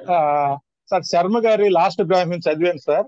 అది చదివిన తర్వాత అంత ముందర ఎట్లున్నామో దాని తర్వాత మన భావాలు చాలా బాగా మారిపోతాయి సార్. శర్మ గారి ఉపన్యాసం ఒకసారి ఒంగోలులో 4 ఏళ్ల కింద తిన్నాను. ఆయన తిరుపతిలో త్రిపురనేని మధుసూదనరావు గారు లెక్చరర్ ఉన్నారు. ఆయన ఎట్లయితే మాట్లాడతాడో ఆడియన్స్ ని కంట్రోల్ చేస్తే అట్లా మాట్లాడతారు సార్. ఇప్పుడు కూడా చాలా బాగా చెప్పారు. ఆ లాస్ట్ బ్రాహ్మిన్స్ లో ఏదైతే వాళ్ళ నాన్న గురించి కానీ, తర్వాత వాళ్ళ అన్న గురించి కానీ, వాళ్ళ బాబాయ్ గురించి కానీ ఇవన్నీ రాసి హిందూ మతం అంటే ఏంది, బ్రాహ్మణ మతం అంటే ఏంది, ముస్లిం మతం కన్వర్ట్ అయిన తర్వాత అతను ఎట్లా ఉన్నాడు, ఇవన్నీ చాలా రీజనబుల్ గా చేస్తా ఉన్నారు. తర్వాత ఈ ఉపన్యాసం చాలా బాగుంది సార్. ఒకటి మాత్రం 2 విషయాలు మాత్రం చెప్పదలుచుకున్నాను సార్. ఒకటి ఏంటంటే భిన్నాభిప్రాయాన్ని గౌరవించే సంస్కృతి రాను ఇప్పుడు సమాజంలో తగ్గిపోతా ఉంది. ఇది మనం ఆలోచించాల్సిన విషయము.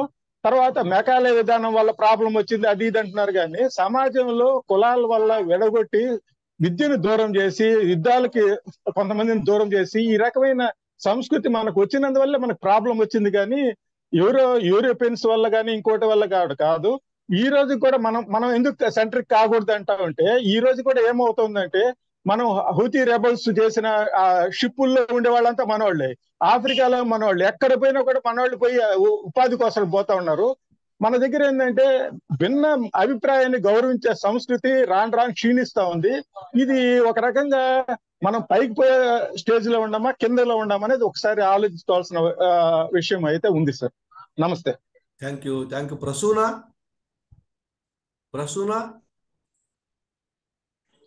నమస్తే సార్. బాగుంది, చాలా బాగుంది. Thank you sir. Thank you అమ్మా. అప్పుడు శర్మ గారు మీరు ఒక 10 minutes లో, ఎందుకంటే మీరు మెయిన్ ఉపన్యాసమే 40 నిమిషాలు తీసుకున్నారు. రెస్పాన్స్ మీకు 10 minutes అంటే I think it will be appropriate. నేను రిస్ట్రిక్ట్ చేస్తున్నట్టు కాదు, కావస్తే మనం ఇంకో సెషన్ పెట్టుకోవచ్చు. ఓకే, నమస్కారం అండి.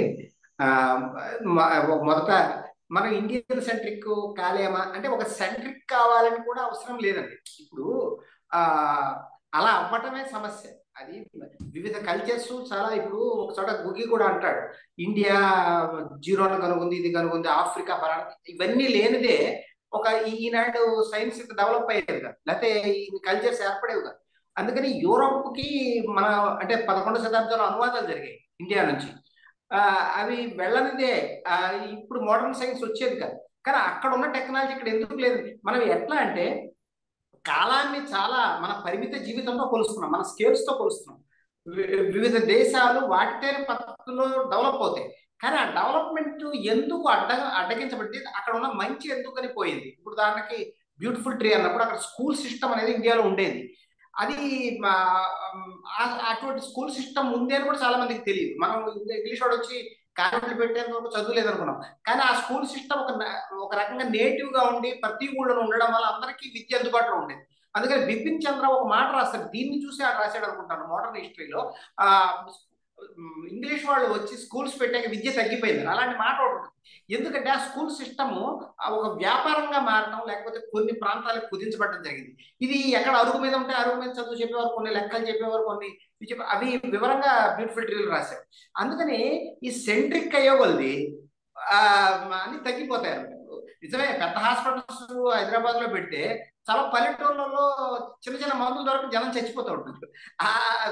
అది కూడా రాసాడు చోట ఏదో హెర్బల్ వైద్యమైనా ఉండేది పూర్వం, అది కూడా పోయింది ఆఫ్రికాలో కుకి రాస్తాడు. అందుకని ఏంటంటే ఇండియా సెంటర్ గా ఉండాలా, ఇంకోటి సెంటర్ గా ఉండాలా అనేది సమస్య కాదు. ఒక రకంగా ఒక యూనివర్సలిజం మంచిదే. కానీ యూనివర్సలిజం పేరుతో చాలా సందర్భాలు ఏమవుతుందంటే మనము అంతా ఒకటి అనే పేరుతో ఒకటి కొడతాడు, వాడు ఆస్తి అంతా ఆక్రమించుకుంటాడు. ఆ టైప్ అయిపోయింది అక్కడ నేను అంటున్నా. అందుకని ఇండియా అమెరికాలో ఉండక్కర్లేదు, ఇండియాలో డెవలప్ అయితే వేరేగా ఎలా ఉండేదో తెలియదు. అలాగే ఇక్కడ ఉన్న కల్చర్స్ వాటిని మంచిని ముందుకు తీసుకెళ్ళగలిగితే వాటికి అసలు స్వతంత్రత ఉంటే ఎలా ఉండేదో తెలియదు. ఆ స్వతంత్రత పోయి మనకి బ్రెయిన్ వాష్ చేయబడ్డాం అనేది నా ఉద్దేశం.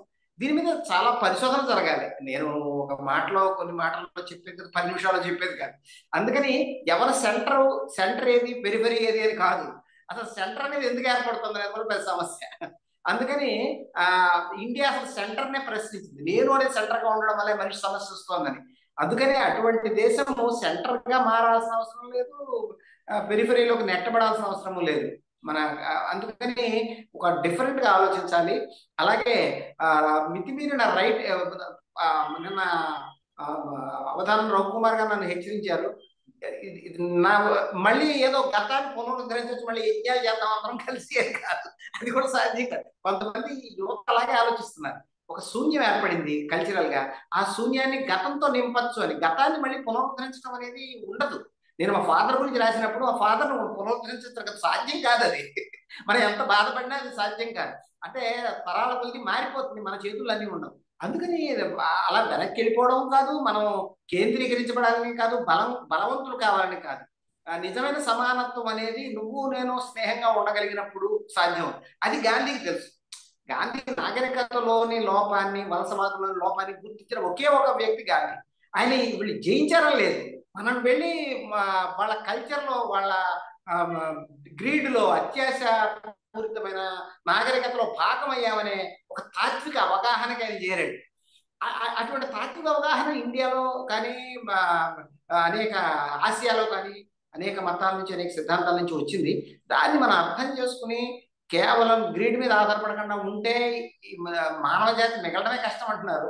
అది కొంచెం మనకి బయటపడవచ్చు. మళ్ళీ మనం నేనేమి మన దేశము, దేశమాత అట్లాంటి చెప్పట్లేదు, మళ్ళీ రాంగ్ అర్థం చేసుకోవచ్చు. అలాగే యూనివర్సలిజం మొత్తంగా తిరస్కరించి మన ఇంట్లో మనం కూర్చున్నాం కూడా అది సాధ్యం కూడా కాదు.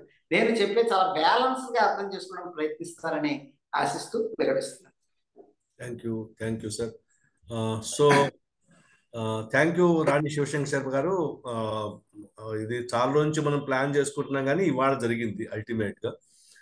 థ్యాంక్ యూ అండి for all members of the centre for social dialogue who participated in the discussion. చాలా చక్కగా డిస్కషన్ ని తీసుకుపోగలిగాం మనం ఇవాళ మనము. We hope for few more such wonderful sessions.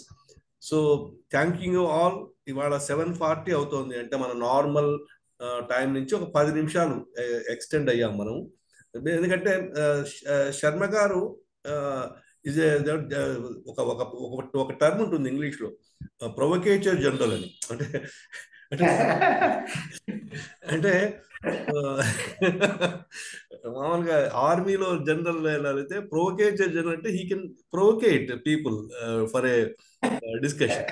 అది సరే, ఎవరికి శర్మ గారు చెప్పినప్పుడు ఒక్కొక్కళ్ళు ఒక్కొక్క యాంగిల్ నుంచి తీసుకుంటారు. ఇప్పుడు శర్మ గారి జ్ఞానం కూడా అందరూ సమానంగా తీసుకునేటట్టు మళ్ళీ ఒక సమస్య వస్తుంది దాంట్లో. సో అన్ని రైట్, లెఫ్ట్, సెంటర్ అన్ని యాంగిల్స్ నుంచి తీసుకుంటారు. So thank you very much Sharma గారు. మళ్ళీ I look forward for some more sessions from you. మీ అందరికి కూడా మరొకసారి థ్యాంక్స్ అండి. We had a wonderful session for today. Thank you all. Thank you అండి. Thank you all.